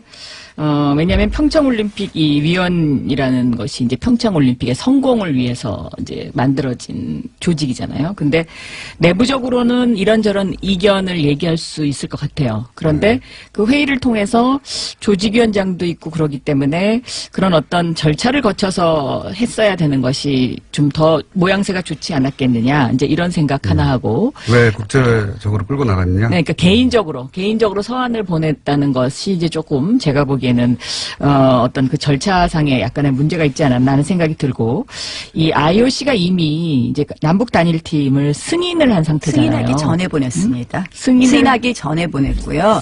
그다음에 뭐, 내부적으로는 그거는 제가 잘 아닙니다. 모르겠습니다. 그러니까 근데 이렇게 내용을 잘 모르시고 저를 공격하는 거예요. 근데 어쨌든 분명히 그러면 승인하기 전에 보내셨는데 회의가 있기 전에 제가 그 며칠 전에 IPC 쪽이나 그쪽을 뒤늦게 통해서 알려진 거군요. 그러니까 예, 승인은 아니요. 그때 바로 저희가 보냈을 때 보냈다고 말씀을 드렸고요. 승인 최종 회의가 나오기 전에 보냈습니다. 근데 그리고 그러면 우리 IOC 조직위 입장에서 내에서도 저 위원장이 편지를 받고 나서도 승인을 했다. 네.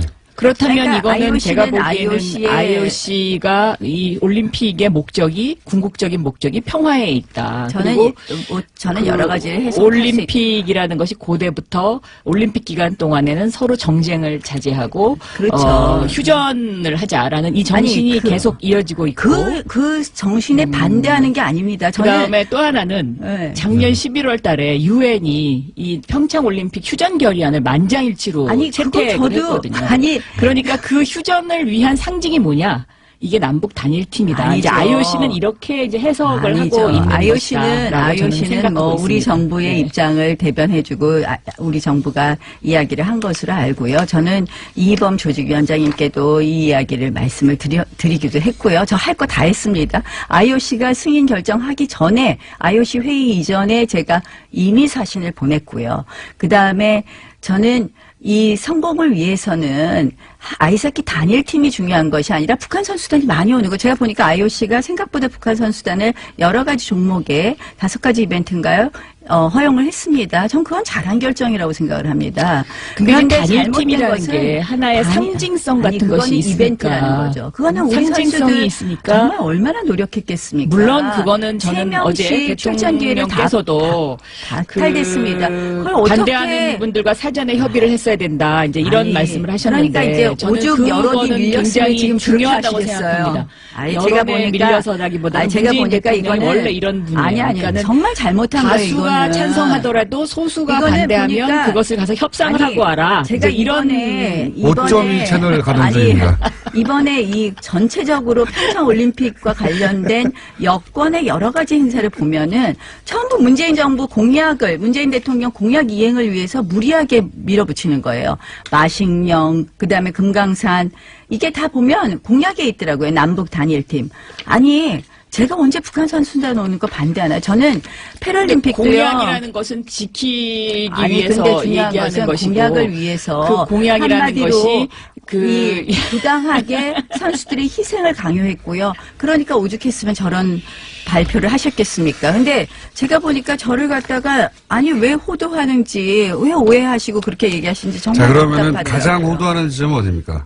그러니까 남북 단일팀을 반대한 건데 북한 선수단이 오는 것을 반대한 사람으로 만들었더라고요. 자, 그럼 여기에 대해서 네. 한마디 더 해주시고. 저는 이 남북 단일팀 문제와 관련해서는 전 세계가 평창올림픽이 평화로 치러지기를 간절히 바라고 있는 하나의 상징적인 것이다. 그런데 다만 그 소술하고 무시하지 않고 사전에 설득하려는 노력이 필요하다라고 말씀하신 문재인 대통령 말씀처럼 그러한 노력이 조금 더 필요하지 않았나. 그리고 아이스하키 선수들의 그런 심정은 충분히 이해를 할 수 있다. 이런 입장입니다. 그러면 제가 이제 의원님한테 나경원 의원님한테 여쭤보자면 단일팀을 만드는 과정에 예를 들어서 정부가 메시지 관리를 잘못했다든가 혹은 뭐 충분히 한국 선수단에게 설명을 했어야 한다든가 이런 문제가 있었던 건 정부가 인정했단 말이죠. 그게 잘 됐다 하더라도 단일팀을 하면 안 되는 건가요? 아니죠. 그러니까 충분히 그런 메시지 전달을 했어야 되는 것은 물론이고 저는 미리부터 준비를 했어야 된다고 그러니까 생각합니다. 그거는 불가능한 일이었죠. 미리 준비하는 것은. 그러니까 이번에 굳이 왜 단일팀을 하냐는 말이에요. 제 그래도 말씀은. 이제 예를 들면 그것이 평화올림픽의 상징이 아니라는 평화를 거죠. 상징하기 위해서는 그거는 정치인들의 저는- 정치 이벤트를 위한 것일 뿐이라고 생각합니다. 잠깐만요. 제가 그렇지 궁금한 건 한 가지예요. 네. 아니 그런 절차적 문제나 뭐 설득의 문제 절차적 있었다고. 문제, 설득의 문제가 그거가 잘 됐으면 잘 아니, 됐다 하더라도 단일팀 하면 안 되는 건가요? 아니죠. 단일팀은 미리 준비해서 우리 선수들에게 예측 가능한 것을 이야기하고 그러니까 그게 잘 됐다고 쳐요. 그러니까 그 절차적 문제를 어디까지의 절차적 문제로 생각하느냐에 또 문제는 있다고 생각합니다. 근데 이번 같이 급박하게 한두 달을 남겨놓고 그건 하는 이해했는데 것은 그게- 아니지만 그게 만약에 뭐 아니었다면. 1년 전부터 준비했다 그러면 저는 오케이입니다. 그럼 그거 그렇게 지금 하면 상황 되나? 자체가 그 1년 자체는- 전부터 준비할 수 없는 아니, 상황이었고 그렇다면 또 이거는 안 하는 게 지금은 맞다는 거죠. 예를 들면 그 북한 아이스하키 팀이 와서 같이 지금 근데 합숙 훈련을 대통령께서 하고 있지 사과하신 않습니까? 거는 얼마나 그래서 여론이 나쁜지 잘 아실 겁니다. 그래서 그렇게 그러한 것에 말씀하시고. 대한 그 과정을 좀 더 지켜볼 필요는 있는 것 같아요. 네. 알겠습니다. 이 문제는 그만큼 얘기할 수 저기 있는 것 같고요. 운동하는 네. 선수들의 그 저도 상황을 잘 모르시기 때문에 제 그래요. 아이가 아이스하키를 옛날에 한 적이 있기 때문에 그 그 국가대표 심정은 선수 너무 그런 잘 거 알고 아니시잖아요. 그리고 그러니까 이제 저는 그 아이스하키라는 게 사실은 너무나 제가 힘들고 우리 노력이 패럴림픽 필요하다는 것도 잘 선수들, 알지만 올림픽 선수들 그 많이 심정은 제가 옆에서 다 봐왔기 이해합니다. 때문에 그들의 심정을 한번 생각해 보세요. 심정은 자유한국당이 충분히 지금 이해합니다. 네. 스포츠 선수들의 심정을 너무 잘 아는 당으로 지금 거듭났습니다. 자, 아니 그랬고요. 뭐 너무 이거를 정치적으로 해석을 하는 것도 저는 좀 저 이게 약간 편파인 것 같아요. 저는 편파적입니다. 아니 근데 심하게 편파신 것 같아요. 제가요 자, 나름대로 정말 열심히 자, 다음 주제로 자기 이제 올림픽 넘어가야 될것 위해서 같습니다. 일했습니다. 편파적인데 안 편파적인 것처럼 보이려고 노력하고 있습니다.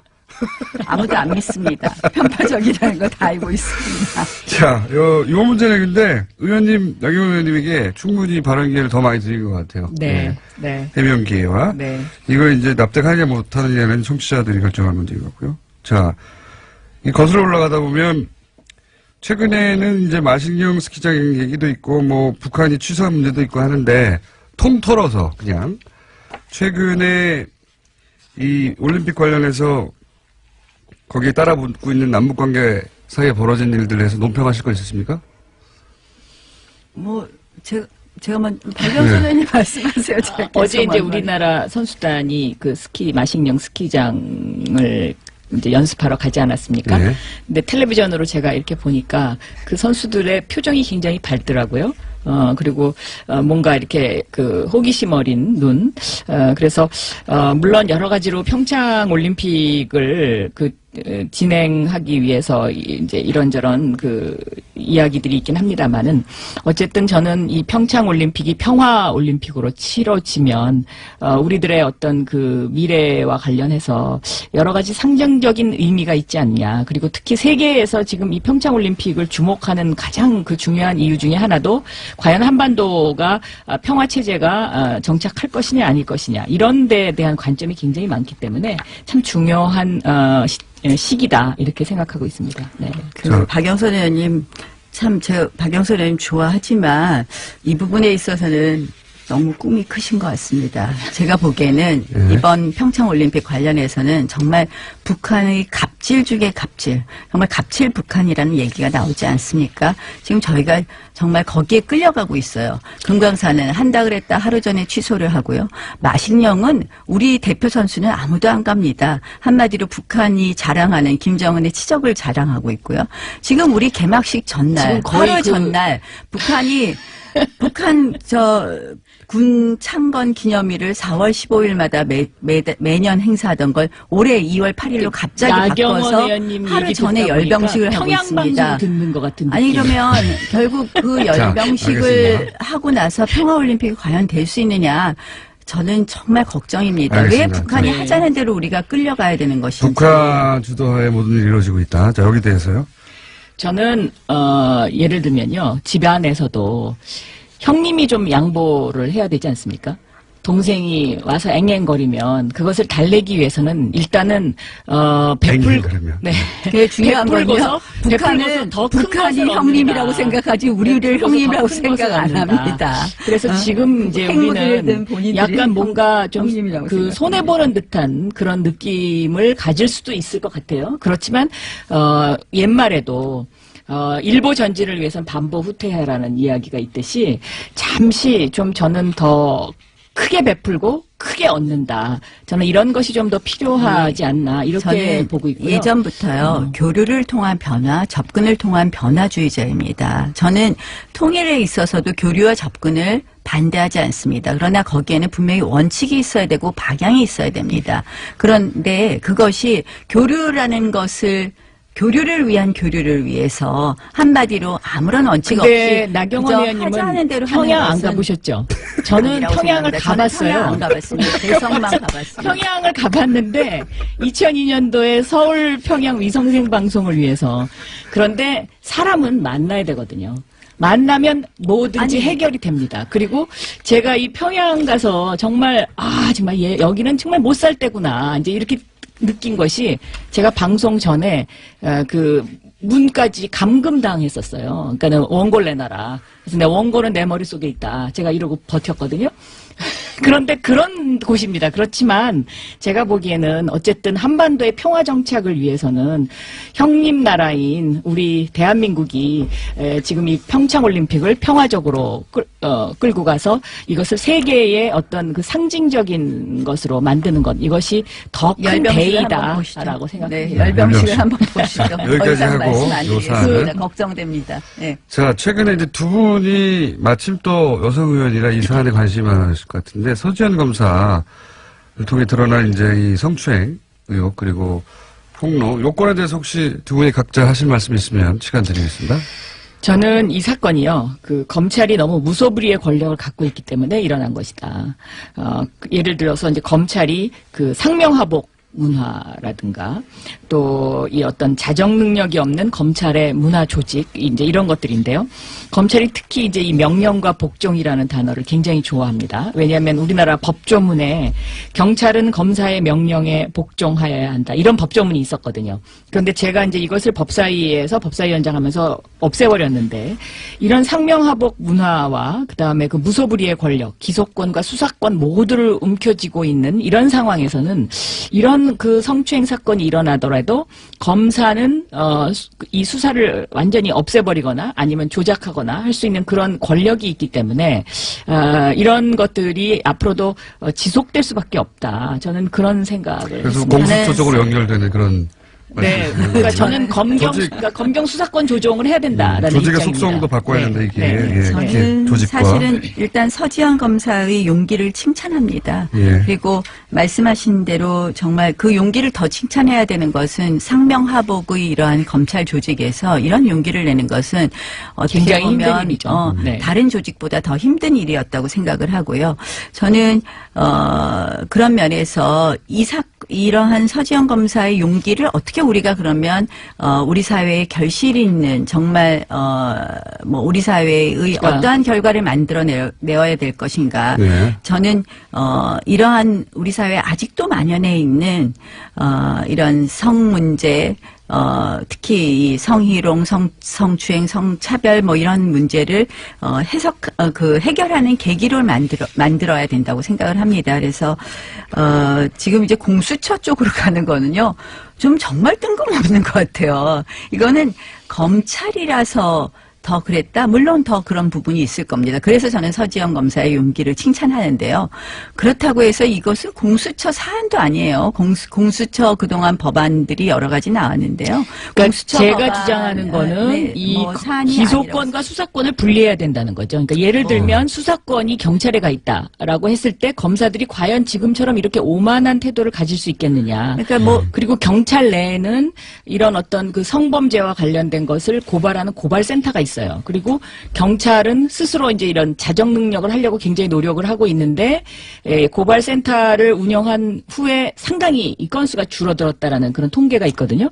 근데 검찰 내부적으로는 이런 성범죄와 관련된 그런 조직 문화에서 일어나는 일들을 고발하는 고발센터조차도 없더라고요. 그러니까 검찰 네. 내에 이제 그러한 문화 변화, 그러니까 바뀌는 그런 계기를 만들어야 되는 것도 중요하지만 저는 검찰의 문제만은 아니라고 생각을 하는 거죠. 우리 사회에 아직도 정말 물론 그렇습니다. 그래서 물론 저는 이것을 그런데 좀 더 크게 물론 네. 검찰 내에 조직을 바꾸는 부분도 저도 뭐 찬성합니다. 그리고 조희진 검사장이 이제 뭐 단장을 단장. 맡으신 것으로 네. 알고 있는데요. 그래서 이번 사건을 계기로 해서 검찰 내의 변화도 있어야 되지만 우리 사회 전체의 변화의 물꼬를 트는 그런 계기가 되기를 바랍니다. 알겠습니다. 좋은 말씀이시고.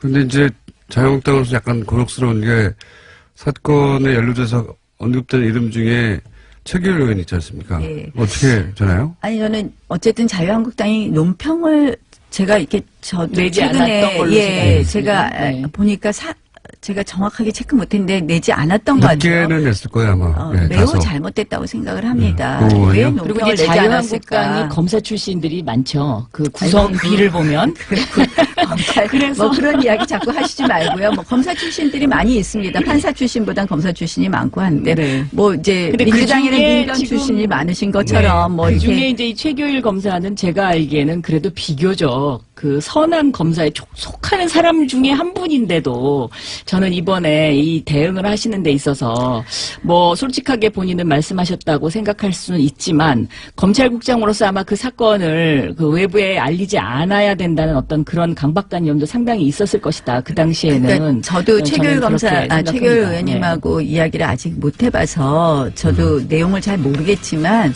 이제 이게 보니까 굉장히 오래된 사건이더라고요. 2010년도 사건이죠. 예. 그러니까 네. 이제 한 8년 전 사건이니까. 저는 이 뭐 당시를 본인이 정확하게 거짓말을- 기억하고 있습니다. 나경원 박원순 30년 전에는 하계올림픽을 주최했고 그리고 16년 전에는 월드컵을 저희가 개최를 했습니다. 그리고 이번에는 동계올림픽. 세계 3대 스포츠 제전을 모두 개최한 6번째 나라가 다음 주면 됩니다. 그래서 저희가 오늘 모셨습니다. 문체부 도종환 장관님을 직접 모셨습니다. 안녕하십니까. 네, 안녕하세요. 6번인지 아셨습니까? 5번째입니다. 틀렸네, 내가. 세다 보니까 6번째 같은데. 러시아가 되는 거 아닙니까? 또 저희가 예. 5번째라고 얘기할 때는 세계 육상선수권 대회 같이 큰 대회까지를 포함해서 예. 이런 빅 이벤트를 다 치른 나라는 5나라밖에 없다. 이게 저희의 왜요? 늘 주장입니다. 그럼 6번째, 5번째인지 팩트 체크를 이미 다 하셨다는 거죠? 네. 그럼 제가 틀린 걸로 하겠습니다. 모르실 줄 알았는데. 장관님은 이제, 다른 얘기 하기 전에, 국회의원 비례하실 때, 네. 예, 재선도 안 나간다고 하셨잖아요. 예. 근데 무려 장관식이나 계속 하시고. 욕심쟁이 아닙니까? 네, 그렇게 뭐 말씀하셔도 할 수 없고요. 제 앞에 어떤 운명이 기다리고 있을지 저는 잘 모르겠다라는 말씀을 드린 적이 있는데 자꾸 사회적 역할 같은 것들이 저에게 이제 주어져서 할수 저로서는 이제 굉장히 큰 부담을 안고 이런 일들을 하고 있습니다. 재선 국회의원도 할 수 없이 하시는 네. 거고요. 장관도 할 수 없이. 네. 나는 하기 싫은데 시대가 나를 원하니까 할 수 없이. 예. 욕심쟁이. 네. 자, 요 얘기는 여기까지만 하고 마음고생을 좀 하셨죠. 예. 그렇습니다. 예, 문체 주관해야 하는데 우선 뭐 단일팀이라든가 한반도기라든가 이렇게 갑자기 이슈가 돼서 예, 정부가 집중적으로 질타받을지 모르셨죠. 그렇습니다. 몰랐습니다. 예. 그 얘기부터 한번 해보죠, 이제. 이 단일팀은 이제 우리가 자체적으로 결정할 수가 없고, IOC가. 그렇죠. 예. 승인을 해줘야 되는데, 네. 스위스 로잔의 이 승인 과정에 직접 참여하셨죠? 네네. 예. 일단 그게 제대로 잘 안 알려진 것 같은데, 그 내용 좀 자세히 설명해 주십시오. 어떤 과정을 거쳐서 됐어요? 우선 단일팀 관련해서는요, 네. 제안을 저희가 지난해 6월 무주 세계 태권도 선수권 대회가 열려서 북한 태권도 시범단, ITF 시범단이 무주에 왔을 때 장웅 IOC 위원이 왔어요. 그래서 장웅 IOC 위원에게 우리 이희범 평창 올림픽 조직위원장이 예. 제안을 단일팀을 포함한 여러 가지 제안을 그때 했고요. 이미, 예. 예, 했고 또 IOC 위원장 토마스 바우 위원장에게 또 똑같은 제안들을 했고 우리가 진작에 했군요. 예. 우리가 단일팀 협상에 나서겠다고 했더니 IOC 위원장이 창구를 단일화해달라. 우리가 나서겠다. 이래서 이제 북한의 참여 문제를 포함한 우리가 지금 여러 가지 마식령 스키장을 가보고 싶다. 서로 공동 훈련을 남북이 왔다 갔다 하면서 하자. 금강산에서 문화제를 하자. 예술단 내려와 달라. 그다음에 태권도 시범단 다시 내려와 달라. 응원단은 왔으면 좋겠다. 이런 제안을 포함해서 IOC에 이미 했었던 거고요. 네. 그래서 단일팀 문제도 거기에 포함돼서 논의가 됐었는데 그 이후에 이제 여러 가지 핵실험, 정치 군사적 상황 네. 때문에 논의가 묻혔다가 예. 1월 1일 날 그렇죠. 거기도 김정은 기획해서. 위원장이 이제 평창 올림픽에 참여하겠다라고 말을 분물서를 타기 하면서 이 문제가 다시 논의가 되면서 9일 날 고위급 회담에서 남북이 같이 단일팀을 한번 만들어 보면 어떻겠냐라는 논의를 시작한 거죠. 예. 최종 결정은 20일 날 예. IOC에서 했는데요. 남북은 그렇게 합의했지만 이제 그 결정을 IOC에서 해줘야 되니까. 그렇죠. 스위스 로잔에 가셨고 그때 그러면 회의 주제를 아예 IOC 위원장이 했습니까? IOC 위원장이 주재하는 거죠. 직접 위원장이. 위원장이 직접 주재하고 IOC의 집행위원들도 참여를 하는 남북이 같이 참여하는 남북 IOC 위원도 함께 참여하는 회의였는데요. 장관님도 가셨고. 네네. 북한의 체육부 장관도 왔었고요. 예. 그런데 이제 9일날 남북 고위급 회담에서 이 문제가 공식 거론이 된 이후에 네. 10일날 선수들이 전지 훈련을 미국에서 마치고 돌아왔어요. 네. 이때 아이스하키 선수들이. 여자 아이스하키 선수들이 이때 9일날 이게 문제가 거론되자 바로 왜 선수들한테 안 물어보고 니들이 결정하느냐라는 네. 얘기가 나왔고요. 왜 우리 언론을 통해서. 우리 바로 선수를 왜 희생시키느냐. 네. 그다음에 단일팀을 갑자기 만들면 팀워크가 제대로 만들어지겠느냐. 그렇죠. 이런 문제 제기들이 폭발적으로 터져나왔어요. 터져나왔죠. 충분히 제기할 수 있는 문제들이라고 생각하고 타당성이 있는 문제 제기라고 생각하고요. 그 점에 대해서 충분히 답변을 못 드린 거에 대해서 죄송하게 생각을 정부가 하고요. 준비가 안 됐었죠 그때. 네, 그렇습니다. 정부가 단일팀 역대 단일팀은 항상 환영받는 이슈였지. 네. 단일팀의 문제를 이거 공정하다 공정하지 않다는 프레임으로 네. 공격을 정부를 향해 한 적이 한 번도 없었어요. 네네. 네, 그러다 보니까 정부가 이걸 어떻게 대응해야 되는지 초기에는 네. 당황한 게 보이더라고요. 그죠? 네네. 그래서 10일날 선수들이 들어온 뒤에 예. 바로 제가 직접 한국 아이스하키 협회, 우리나라 아이스하키 협회장과 전무이사 등 임원들을 만났고요. 그래서 이 문제에 대해 상의를 했고요. 그 다음에 세란 모레이 감독이 돌아온 11일날 아이스하키 감독. 우리 차관과 체육국장이 직접 진천에 내려가서 선수들과 감독을 만나서 설명을 했고 이해를 구했고요. 그 뒤에 다시 그 다음날은 대통령이 직접 선수촌에 내려가셨고요. 그리고 대통령이 내려가셔서 이해를 구했고 그 다음에 선수들이 저를 보자고 하더라고요. 네. 그래서 선수들이 이야기하자고 그래서 제가 또 선수들과 감독과 협회장, 함께 대통령 장관 다 선수들만 네. 다. 선수들이 직접 만나자고 해서 선수들과 1시간 넘게 선수들과 이야기를 나눴어요. 선수들이 가장 우려하는 문제 또 도와줬으면 하는 문제들을 갖고 이야기를 나눴는데요. 선수들은 우리 피해가 있으면 안 된다. 피해가 있는 거 아니냐라는 문제를 포함해서 개인적으로는 당연히 그 문제가 궁금하겠죠. 그다음에 만약에 그럼 단일팀이 된다면 국가가 우리한테 해줄 수 있는 게 뭐냐. 당신들이 우리한테 해줄 수 있는 게 뭔데요? 라고 물어요. 개인적으로 일정 부분 희생하는 게 있으니. 예. 우리한테 해줄 게 있어야 될 거 아니냐. 해줄 수 있는 게 뭐냐. 그래서 요구사항이 뭐냐. 제일 어려운 점이 뭐냐. 선수들은 정말 직접적이네요. 네, 네. 그랬더니 우선 안정적으로 운동할 수 있는 환경, 즉 실업팀이 만들어졌으면 좋겠다. 직장이 있으면서 운동을 할 수 있는. 바라겠죠. 네. 이런 환경을 만들어주는 게 첫 번째 요구다. 가능하겠냐. 그래서 알아보겠다라고 하면서 직접 알아봤고요. 몇 군데에서 하겠다는 기업들이 있었고요. 두 번째, 고1 학생이 3명 있어요. 고2가 또 3명 있어요. 이 학생들이 질문을 하면서 우리는 대학에 가려면 운동을 접어야 됩니다. 없으니까. 체육 특기자를 받아주는 대학이 없습니다. 남자는 5개 대학이 있는데 여자 아이스하키 선수들은 없습니다. 우리도 체육특기생으로 받아주는 대학이 있으면 좋겠습니다. 해결이 가능할까요? 그래서 지금 당장 답변은 못하지만 이거는 대학과 논의를 해야 되니까 대학과 논의를 하겠다. 이렇게 답변을 했고요. 실제로 가능한 대학들 알아보고 있거든요. 그러니까 이 두 가지 문제가 제일 우선 선수들의 요구사항이었어요. 그래서 이 두 문제를 해결해 주려고 하는 과정에 마침 수원시청에서 실업팀을 창단하겠다고 했어요. 왜 그러냐면 수원시청은 2016년부터 2020년까지 480억을 들여서 아이스링크를 짓고 있는 중이에요. 마침 아이스링크를 짓고 있는 중인데, 이런 상황이라면 우리가 창단하겠다. 창단비 25억 정도 들어가는데, 그럼 우리가 창단하겠다. 대신 창단하면, 문체부에서도 좀 지원을 해주고 도와줄 수 있겠냐. 그래서 그건 가능하다. 거기까지 알겠습니다. 예.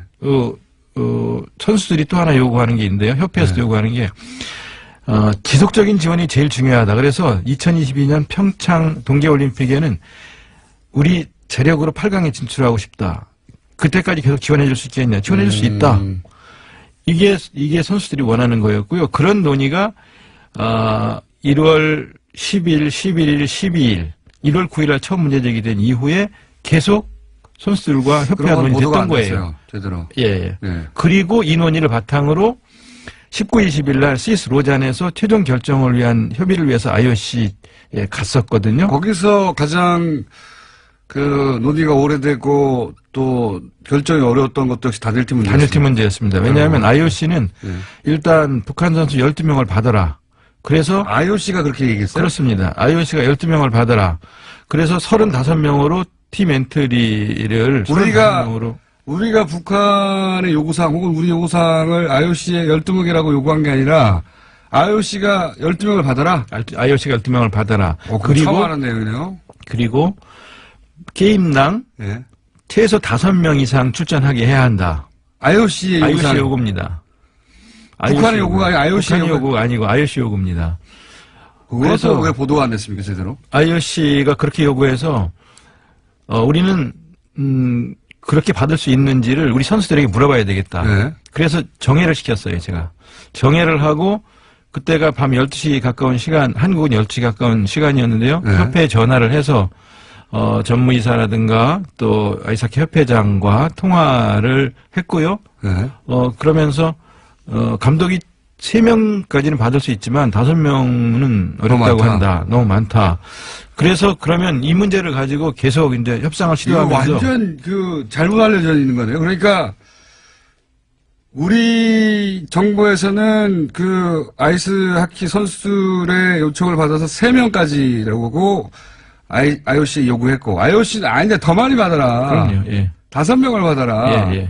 전체적으로는 북한이 12명을 받고 그러니까 이런 거 같네요. IOC에서는 이제 IOC가 단일팀을 계속 관심 있고 밀었던 것은 한반도에 이제 전쟁 위기가 있고 하는데. 그렇습니다. 올림픽을 통해서 긴장이 완화되는 것이 굉장히 중요하고 올림픽의 역할이니까. 올림픽위원회에서는 그런 정도 효과를 내려면 당연히 숫자도 오고 생색만 내는 게 아니라 선수도 많이 출전해야 그런 효과가 있는 거 아니냐. 예. 그러니까 더 많이 출전시켜라. 예. 이렇게 한 거네요. 그것도 아주 강하게 요구했었어요. 이거가 어떻게 안 알려졌죠? 이거 문체부가 홍보를 못한 거 아닙니까? 네, 홍보를 못했고 또 공장장님이 우리를 불러주시지 않으셔서 이런 얘기를 할 수 있는 기회가 아니요, 없었는데요. 그때 불렀는데 너무 바쁘셔가지고 안 오신 거예요. 그때 어디 가신 거면 여기를 오셨어야지 처음부터. 거기다 이제 다 끝난 날 오시면 뭐합니까 이렇게. 조금 더 드릴 말씀은 뭐냐면요. 네. 그렇게 강력하게 요구를 하는 바람에 정회를 해놓고 아, 이거 완전히 예상과 논의를 비교가 안 하다가 되네. 우리가 5명 요구했는데 IOC가 3명으로 줄여라. 이게 아니네요. 아닙니다. 거기다가 워낙 IOC에서 세게 요구를 하기 때문에 정회를 하고 우리 선수 입장을 물어보았고 논의를 계속하고 문자를 주고받으면서 우리 아이스하키 협회에서는요 잠을 안 자고 새벽까지 계속 우리와 논의를 해가면서 기다리고 문자를 주고받으면서 했었고요. 연맹 이런 데서도 뭐 발언권 있지 않습니까? 국제 아이스하키 연맹에서는 어떻게 요구를 했냐면은요. 국제 아이스하키 연맹 르네파젤 회장이 네. 선수를 희생시키기 어려운 국내 사정이 있다면 북한 선수 5명을 더 포함해서 27명의 게임 엔트리를 주겠다는 것이 IIHF 국제 아이스하키 연맹의 공식 결정이다. 와, 다른 나라는 22명이 뛰고 우리는 27명이 뛰게 해주겠다. 예. 그게 가능하냐? 일본이나 스웨덴이나 스위스가 그게 동의하겠냐? 하겠냐? 그랬더니 다 동의 받았다. 이런. 그렇게까지 제안하면서 북한 선수가 최소 5명 이상은 게임마다 참여를 해야 한다는 게. 보수 정당 욕먹어야 되는 겁니다, 그러면. 보수 매치하고. 결국은 국제사회, IOC, 혹은 IIHF. 아이스하키 협회에서는 당연히 그 정도 의미가 있는데 왜 반대하냐고. 네. 하는데, 요 불공정 프레임에 딱 갇혀가지고 언론도 안 도와준 거네요. 예. 이런 망할. 네. 진짜 나쁘네요. 저희는 27명이 뛰게 해주겠다는 IIHF의 요구를 고민을 하다가 이것도 받지 않겠다고 그랬어요. 왜냐하면 일본하고 경기를 해서 우리는 27명이 뛰고 일본은 22명이 뛰어서 우리가 이겼을 경우에 일본 네티즌들이 가만히 있지 않을 거 아니겠습니까? 일본 국민들 입장에서는 또 왜 저게 특혜를 주냐 할 수 있죠. 비겁하다고 할 테고 지면은 더 창피하고 차라리 깨끗하게 이기든 지든 깨끗하게 22명이 뛰는 것이 낫겠다고 제가 생각을 해서 이건 안 받겠다. 선수들 피해가 있는 게 아니고 거꾸로네요. 네. 국제사회 IOC 이게 제대로 안 알려졌다는 게 이건 진짜 언론 직무유기입니다. 그리고 문체부에서 당장 뉴스공장에 나왔어야 하는데 판단 착오예요. 네. 그 얘기를 왜 이제 이게 알려집니까, 이게. 이거 말도 안 해요. 정말. 내막이 그랬군요. 저는 거꾸로 생각하고 있었어요. 그러다 보니까. 우리가 막 강하게 요구하는데, IOC나 국제 아이스하키 연맹에서, 그렇게까지는 어떻게 해줘? 이러지 않았을까? 막연히 추측했는데. 정반대였고요. 정반대였네요. 최소 5명 이상을 출전시키자는 요구와 우리 감독이 3명 정도까지는 받을 수 있지만 그 이상 안 된다고 하는 사이에서 이게 계속 정해를 거듭하니까 중재안이 나온 게 4명이었어요. 4명으로 그럼 하자라는 중재안이 나왔는데 전 그것도 안 된다고 그랬어요. 단일팀 못하는 한이 있어도 우리 의견을 지켜줘야 된다. 우리 선수와 감독들의 입장을 지켜주지 않으면 단일팀 못한다고 제가 버텼어요. 그래서 나중에 결국은 저희 안을 받아들이면서 최종 결정이 된 거죠. 이게 이렇게 된 거구나. 이 내막이 이렇게 안 알려졌다는 거는 말도 안 되는 겁니다. 네. 문체부 바보! 그리고 언론도 정말 나쁘네요. 이 스토리는 그 자체로 사람들한테 감동적인 면이 있어요. 국제사회가 한반도에서 평화를 위해서 이렇게 노력해준다. 이게 안 알려주고 그냥 선수들 시간 뺏어가지고 이게 불공정하지도 않은 이 포탈의 댓글 부대 진짜 잡아야 되겠어요. 선수들이 희생되는 그걸 어떻게 할 거냐라는 문제 제기에 관련해서 이제 북한 선수 3명이 들어오면 우리 선수 3명이 완전 제외되는 게 아니냐라는 그 견해가 있지 않습니까? 근데 완전 제외된다든가 하는 것은 이제 저희도 이건 안 된다고 생각을 하고 선수 선발은 전적으로 감독에게 맡긴다는 것이 IOC의 결정 중에 또 하나예요.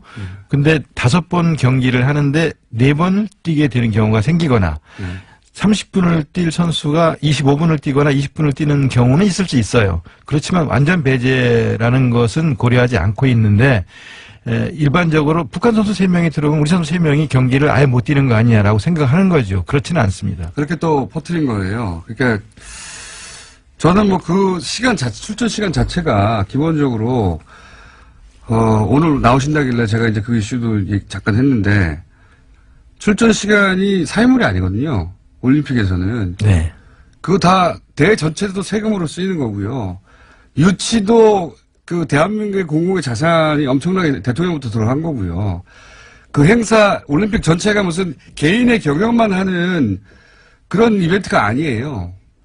그러니까 올림픽의 정신이 평화 아닙니까? 그게 탄생한 거 아니에요? 그렇죠. 그러니까 네. 더군다나 그 올림픽의 정신에 가장 부합되는 이벤트니까 또 IOC가 이렇게까지 나선 거 아닙니까? 그렇습니다. 네. 예.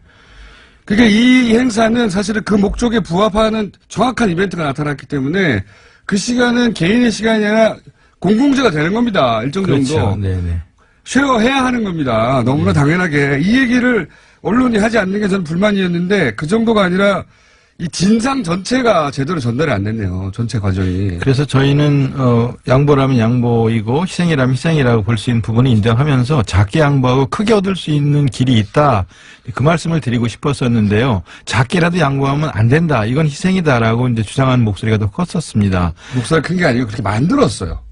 사실은 제가 불만인 게 그겁니다. 아니 개인의 그 기회가 보장되는 것도 굉장히 중요한 가치죠. 올림픽에서는 그게 유일한 가치는 아니에요. 이런 다른 중요한 가치도 있기 때문에 그걸 어떻게 잘 조율할 것인가 당연한 거지 않습니까? 네. 근데 이 일반적인 프레임을 막 때리면 언론이 어느 순간에는 그렇지 않은 면도 있다라고 이제 제어를 하거나 해야 되는데 나쁩니다. 비겁하거나 언론들이 문체부 바보 그리고 네네네. 뉴스공장에 빨리 나오시지. 예. 내막은 이제 알았습니다. 이 내막이 굉장히 중요하네요. 전후 과정이. 그리고 말씀하신 대로 IOC 입장에서는 한 달 전만 해도 전쟁이 일어날 가능성이 있을지도 모른다라는 위기의식이 있었고요. 북이 계속 핵실험 미사일 발사를 계속하면서 또 한미 군사 합동 훈련들이 진행되는 걸 보면서 올림픽이 이게 안전하게 치러질 수 있을까 하는 걱정이 있었고 거기에 대한 우려 때문에 프랑스라든가 독일이라든가 오스트리아 이런 나라에서는 선수들을 보낼 수 없다. 지금보다 상황이 악화된다면 선수들을 보내기 어렵다고 얘기할 정도로 위기가 높아졌던 상황에서 이것이 이제 평화올림픽으로 안전한 올림픽으로 치를 가능성이 있다고 생각하기 때문에 올림픽에서 제일 중요하게 여기는 가치인 평화를 실현하기 위해서 특히 남북이 저렇게 하나 되는 모습을 보여줄 수 있다면 본래 올림픽이 추구하는 가치가 실현되는 올림픽이 될 수 있다고 생각을 했던 거죠. 그렇죠. 맞습니다. 그래서 아마 IOC가 르네 파젤 그 IIHF 국제 아이스하키 연맹 회장도 파격적인 제안을 하면서 다른 나라를 설득해갖고 그러니까요. 국내 언론에는 보도가 잘 안 됐죠. 뉴스공장에서 보도 안 됐으니까 다른 데도 안 됐을 겁니다. 그런데 27명의 게임 엔트리를 주기로 우리가 다 국제 아이스하키 연맹이 협의를 해서 논의를 끝냈다. 그러니까 받아라라고까지 하는 것을 저희는 그거야말로 다른 나라에서 보면 불공정입니다. 받아들일 수도 있는데도 다른 나라 아이스하키 협회 연맹에서 좋다. 예. 그게 어떻게 선수 출전 시간 몇 분 가지고 따질 수도 없는 거잖아요. 그렇죠. 그렇게까지 결정한 사안을 요 안에서 보수해서 이게 불공정 프레임인데 출전 시간이 줄어든다니 작디 작은 프레임으로 다 뒤엎어버린 거예요. 다른 나라는 27명 했니네 그럼 이렇게 하는 사안을 말도 안 되네요 정말. 이게 언론도 제 역할을 못하는 것이고 문체부 바보 플러스 이 포탈에서 이런 여론이 전체인 것처럼 막 뒤엎어버렸거든요. 그것도 큰 문제입니다. 예. 아, 이게 굉장히 중요한 내막과 진상이 저도 처음 알았어요. 그러나 저는 또 광고를 해야 되기 때문에 잠시 알고 보니 교통방송이라서 네. 안내를 하고 다시 잠시 후에 돌아옵니다. 잠깐 불친절한 AS 장관님과 함께 진행하겠습니다. 왜냐하면 장관님 관련해서 많은 문자가 왔는데 제가 하나 읽고 한 두 개 읽고 장관님이 두 개 읽어주세요. 네, 그중에서 장관님 사랑합니다. 네, 마음고생 심했겠네요. 그러나 2277 읽어주시죠, 장관님. 웃을 일이 아닙니다. 장관님 반성해야죠. 앞으로 국민들이 바로 알아야 할 일이 있으면 뉴스 공장에 바로 출근하세요. 네, 그렇게 하겠습니다. 웃을 일이 아니라 그러는데 또 웃었네요. 6559도 읽어주십시오. 공장장, 우리도 알아듣습니다. 제발 장관님 말 좀 듣자고요. 저한테 말을 할 시간을 더 주세요. 네, 이런 두 종류의 문제가 그리고 장관님 파이팅도 물론 오고 있습니다만 언론 관련 문제도 많이 옵니다. 아니 이거 놀라운 얘기다. 이거 처음 듣는다. 뉴스공장 듣는 분들이 이제 시사에 관심 많은 분들이고 그럼에도 불구하고 이런 뉴스를 몰랐던 거예요. 포털에 안 뜨니까요. 아마 쓴 매체가 또 있을 수가 있습니다. 메인에 안 띄워주니까요. 메인에 떠야지 알죠. 네. 그래서 포털에 계속 문제라는 겁니다. 이거 굉장히 중요한 뉴스고 이 뉴스가 사실은 뉴스의 밸런스를 잡는 것인데 안 나왔어요. 아마 어딘가에서 말씀하셨을 텐데 틀림없이 안 나왔어요. 그렇기 때문에 뉴스공장으로 출근하셔야 된다. 또 제가 혼자 말하고 있네요. 네. 그리고 저희 사장님 민원이 들어와 있네요. 영어 전문 채널 TBS EFM 강원도 평창에서 패럴림픽 끝날 때까지 방송하고 강릉 일대에서 매우 잘 들린다고. 예. 고맙습니다. 네. EFM도 한다고 합니다. 네. 사실 저도 가끔 올 때 EFM 듣기도 하는데 올림픽 얘기 한참 하고 있어요. 한국에 사는 외국인들 입장에서 흥분되는 거거든요. 네. 야 마침 여기서 열리는구나 하고 가볼 수 있잖아요. 또 혼자 말을 많이 했기 때문에 여기서 끝내겠습니다. 지금 평창에는 외국 기자들이 신문 방송 한 11,000명 정도 지금 오고요. 지금 앞으로 더 올 거라고 생각이 되는데요. MBC만 2,400명이 옵니다. 그러니까 지금 이미 시작되고 있습니다. 네. 저 사실 이 방송 끝나고 외신 기자하고 인터뷰하기로 했어요. 네. 이유가 뭐냐면 아니 남북 단일팀 이슈가 왜 이렇게 문제가 되냐고 자기들 이해가 안 간다고. 그리고 이게 왜 불공정하다고 얘기되는지 이해가 안 간다고 인터뷰를 저한테 찾아서 그렇죠. 저는 국제적으로 알려져 있으니까요. 왜 저한테 안 오고 공장장님한테서. 자, 그러면 충분히 이제 어떻게 왜곡되었는지 혹은 절반의 진실만 전달됐는지는 알겠습니다. 내막을 알고 보니 IOC가 훨씬 더 국제 아이스 협회 연맹이 사실 그동안 그러니까 공정한 기회 그걸 넘어서는 가치가 여기 나온 거군요. 전 세계의 평화, 전쟁이 막아지는 올림픽 정신에 가장 부합하는. 그러니까 선수가 몇 명 더 늘어난다는 중요하지 않다. 그리고 이런 일이 벌어졌다는 걸 이제 알았고요. 단일기 얘기만 잠깐 해보죠. 단일기도 이슈가 많이 됐는데 여기 대해서 하고 싶은 말씀 있으십니까? 한반도기를 처음 들은 것은 91년인데요. 한반도기를 남북이 합의해서 들은 깃발로 되게 생각들을 하시는데 IOC의 요구로 시작된 겁니다. 이것도 IOC.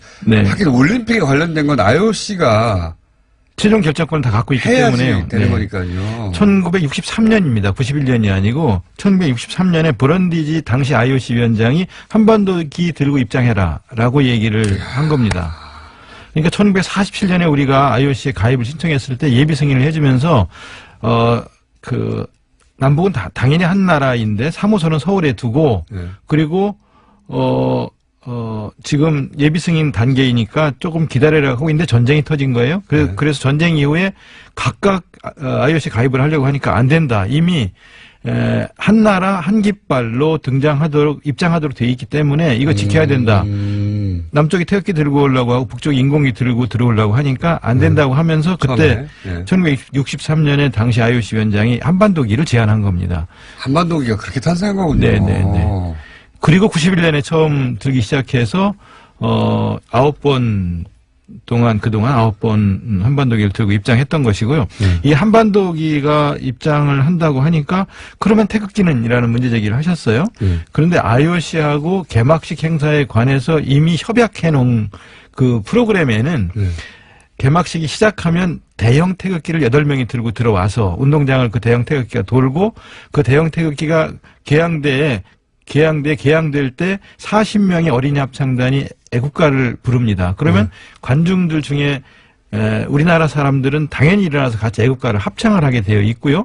그 국기는 대회가 끝날 때까지 그렇죠. 개항이 됩니다. 그리고 그렇죠.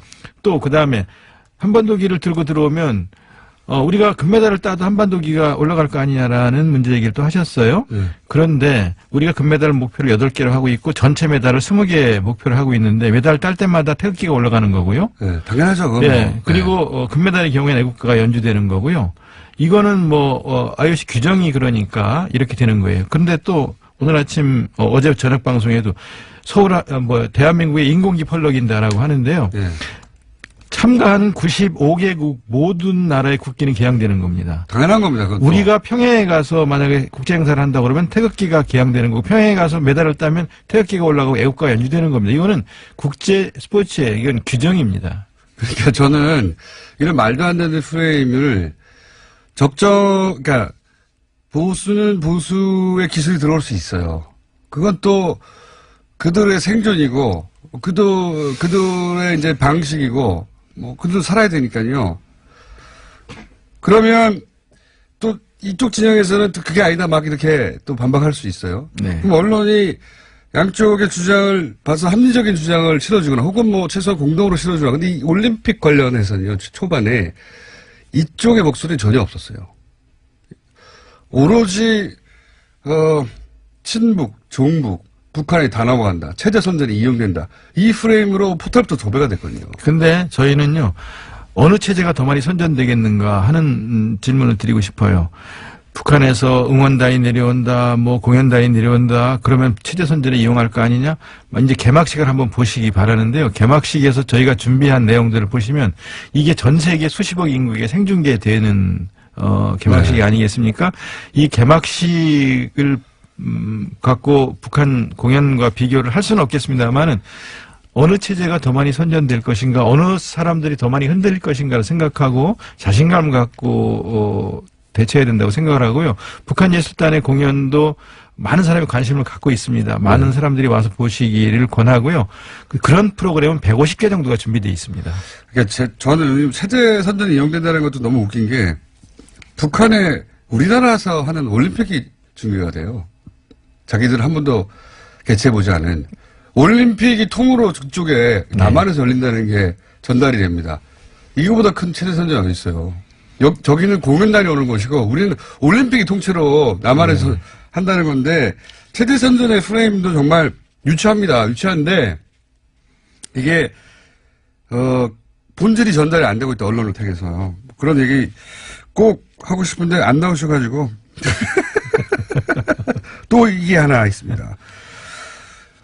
이 올림픽이 그다지 성공적이 아닐 것이다. 네. 이런 얘기 오래전부터 표도 잘 안 팔리고 예. 어떻게 돼가고 있습니까? 표는 지금 한 70%를 다 넘겼고요. 네. 지금 직전 달에 주로 많이 팔리는 건데요. 지금 나머지 기간 동안에 충분히 목표했던 90% 이상을 팔게 될 거라고 지금 올림픽 성공하지 못하라고 저주에 가까운 얘기도 표가 안 팔린다, 붕업이 안 된다. 그 다음에 이제 세 번째 주장했던 것이 적자 올림픽일 것이다라고 이야기를 하고 안전한 올림픽이 안 될 것이다라고 했어요. 올림픽이 열리는 기간 동안 북이 계속 포격을 하거나 무슨 장사정통을 쏘거나 도발을 하거나 이러면 진짜 어렵죠. 그런데 그것이 지금 해결이 된 상태 아니겠습니까? 네. 그러면서 그다음에 문제됐던 적자 3천억 정도 적자다라고 하는 것들도 그동안 다 해결을 해서 소폭의 흑자를 낸 올림픽으로 치를 것으로 지금 다 계획을 해놨고요. 흑자. 예, 흑자 올림픽이 될 것이고요. 안전한 올림픽이 되고 흥행에도 성공하고 저희가 바라는 것은 우리의 발전된 ICT 기술, 이번에 처음으로 이제 공개되는 5세대 이동통신 5G를 통해서 빛의 속도로 가는 이런 모습들과 UHD 영상으로 나가는 것, 이런 영상들을 전 세계에 송출한다든가, 그 다음에 VR, AR을 통해서 우리 올림픽의 모습들을 중계하거나 보여주는 기회들을 가지고 정말로 외국 사람들이 와서 보고 한국이 선진국이 틀림없다라는 인식을 가지게 해서 번영으로 이어지는 그런 올림픽이 될 수 있을 거라고 확신을 하고요. 그래서 평창올림픽의 평이 평화의 평이고 창이 번창의 창이라고 생각을 해서 평화와 번영의 두 가지를 다 이룬 올림픽으로 만들 것이다라고 말씀드리고 싶습니다. TV 사장님 저한테 표를 2장 주셨어요. 네, 갔다 오라고. 네. 이걸로 아마 하와이를 떼우려고 하시는 것 같긴 한데. 거기 갔다 오라고. 생각해보니까, 예. 수도권 기준으로 얘기하자면, 2-3시간 만에 갈 수 있으니까. 네. 서울에서만 1시간 반이면 갑니다. 그렇습니까? 근데 이 올림픽에 관련해서 초반에 압도적으로 부정적인 보도를 쏟아내가지고. 네. 더더욱이, 그리고 이제 성공하면 보수 진영 입장에서 싫잖아요. 이건 진보 보수를 떠나서 네. 올림픽은 싫어해요. 성공해야 됩니다. 그건 뭐 이건 이런 기회, 이 어렵게 준비한 올림픽을 통해서 이런 기회에 우리가 3만 불 시대로 진입할 수 있는 번영의 계기를 만드는 것은 우리 모두의 온 국민의 소망이라고 생각을 하고요. 성공을 어떻게든 기원하는 것이 올바른 태도 아닌가 싶습니다. 네, 좀 다른 얘기인데 갑자기 생각이 드는데 예를 들어서 이게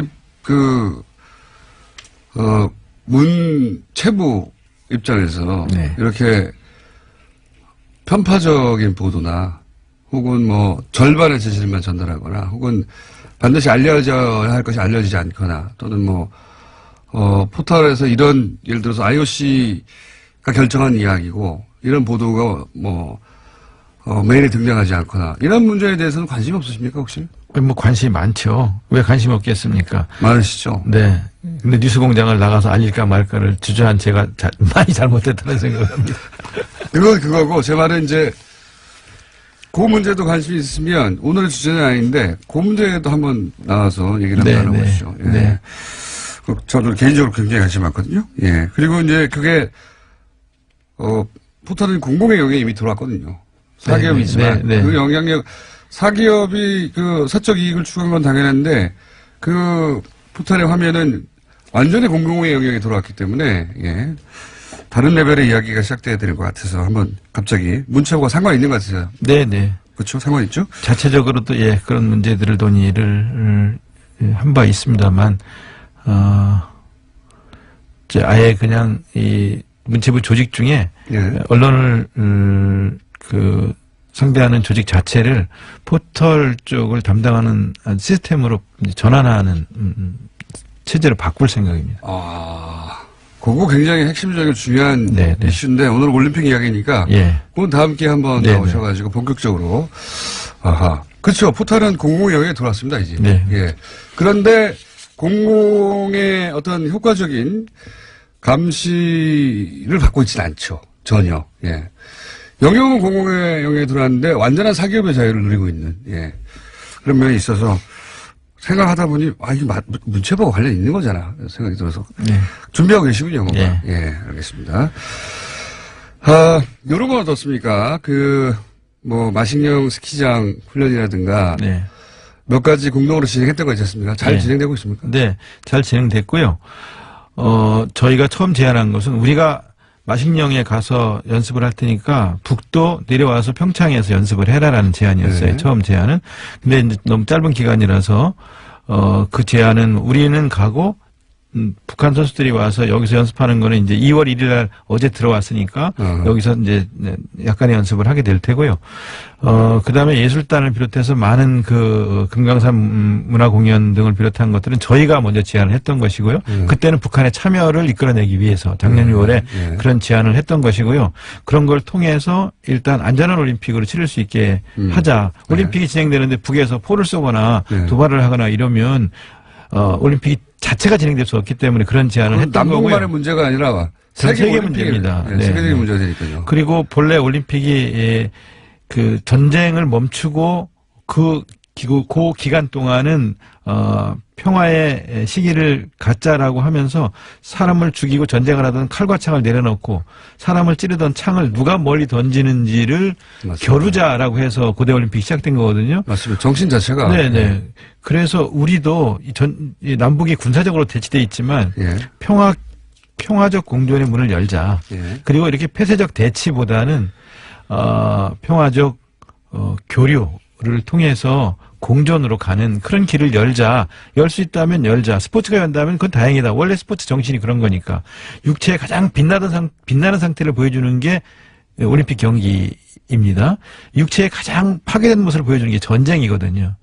그러니까 이렇게 가장 참혹한 상태에서 벗어나서 육체의 가장 빛난 최고의 상태를 보여주는 모습으로 전환하자. 이런 제안이 올림픽 정신이기 때문에 이걸 실현하자. 그래서 특히 한국에서 군사적으로 대치되어 이 한국에서 이런 걸 보여준다면 얼마나 좋겠는가. 그거를 실현해보자. 이 가치지향적인 제안을 올림픽 IOC도 하고 저희도 하고 특히 저희는 더 절박하게 이런 요구를 했던 것이고요. 그 과정에서 완전히 이건 북한을 위한 올림픽 아니냐, 평양 올림픽 아니냐라고 말씀하시지만 올림픽 전체가 진행되면 확언하건대 전 세계인들은 평양이 아니라 평창을 기억할 겁니다. 뭐 당연히 그렇게 생각되고요. 그리고 말씀하시는 와중에 갑자기 중간중간 본래 직업은 시인의 모습이 중간중간 육체에 빛나는 모습 이런 얘기 안 합니다. 공무원들은.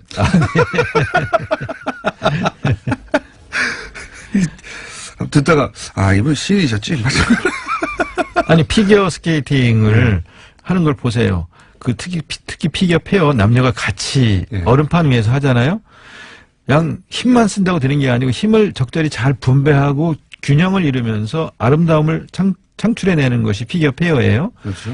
그리고 하다가 미끄러지는 경우가 있잖아요. 예. 넘어지는 경우가 있어요. 그래도 우리가 선택한 음악이 계속 흐르면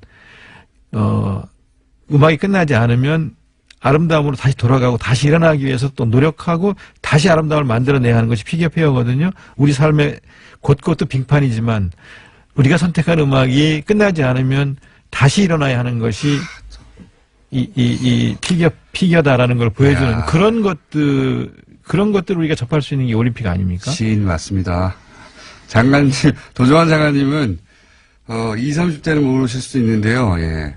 과거에 엄청 날리신 시인입니다. 요즘은 시집이 안 팔리고 있을지 모르겠는데 그때 엄청나게 화제가 된 시인이셨고 중간중간에 공무원의 신분을 잃고 갑자기 시인으로 돌아가가지고 그래서 많은 분들이 직접 오셔서 현장에서 일생에 한 번 있을까 말까 올림픽을 직접 보는 그런 경험들을 가지시면 참 고맙겠습니다. 이게 TV를 보셔도 좋지만 TV를 보시는 것과 현장에 와서 보시는 것의 차이는 방 안에 앉아서 통제를 먹는 것과 직접 바닷가에 가서 회를 먹는 것의 차이 정도라고 생각을 하고요. 직접 오셔서 구경을 하시면서 감동적인 장면들을 만나시기를 권합니다. 역시 후반부는 막판은 시인의 모드로 맞습니다. 생각해보면요. 평생 다른 나라의 동계올림픽에 갈 일은 정말로 거의 없어요. 네. 예. 가고 싶어도 이 절차도 가기도 그렇고 표, 숙박 머릿속에 이제 문제가 너무 많거든요. 이거 기차 타고 가면 되지 않습니까? 1시간 반이면 수도권에서는 네. 강릉이든 평창이든 오셔서 세계적인 선수들이 경기하는 모습들을 보시는 기회를 제 생각에는 초반에 바랍니다. 보다가 기차 타고 금방 가면 되는 거 아니야 이거. 네. 1시간 반이면 길 막힐 때 서울 2시간 걸려요 길 막히면. 네네. 그런 생각하시고 후반부에 표가 더 많이 팔릴지도 모릅니다. 네네. 내가 왜 이거 안 작아서 이거 텔레비전 보고 있지? 가면 되는데 이렇게 생각하시는 분들이 아마 그때 가서야 생기겠죠. 네. 언론도 사실 평창 올림픽에 대해서 이렇게 보도도 잘 안 해주고 기본적으로 이런 이슈만 보도하고 그러니까 논란. 그러니까 체육부 기자들이 기사를 쓰거나 방송을 내보내면 좋은데 정치부 기자들이 초반에 기사를 쓰면서 저희가 제대로 대응을 못한 것도 있고요. 또 저희가 뭐 성찰하고 반성해야 될 점도 있고 제대로 알리지 못한 점도 있다고 생각을 합니다. 어쨌든 그럼에도 불구하고 우리나라에서 30년 만에 다시 개최하는 이 올림픽에 많은 분들이 이제 오해도 좀 푸시고 또 같이 손에 손을 맞잡고 성공하는 올림픽이 될 수 있도록 도와주시면 고맙겠습니다. 알겠습니다. 지금까지 도종환 문체부 장관이었습니다. 다음엔 꼭 여기부터 나오세요. 감사합니다. 네, 고맙습니다. 월요일 뵙겠습니다. 안녕!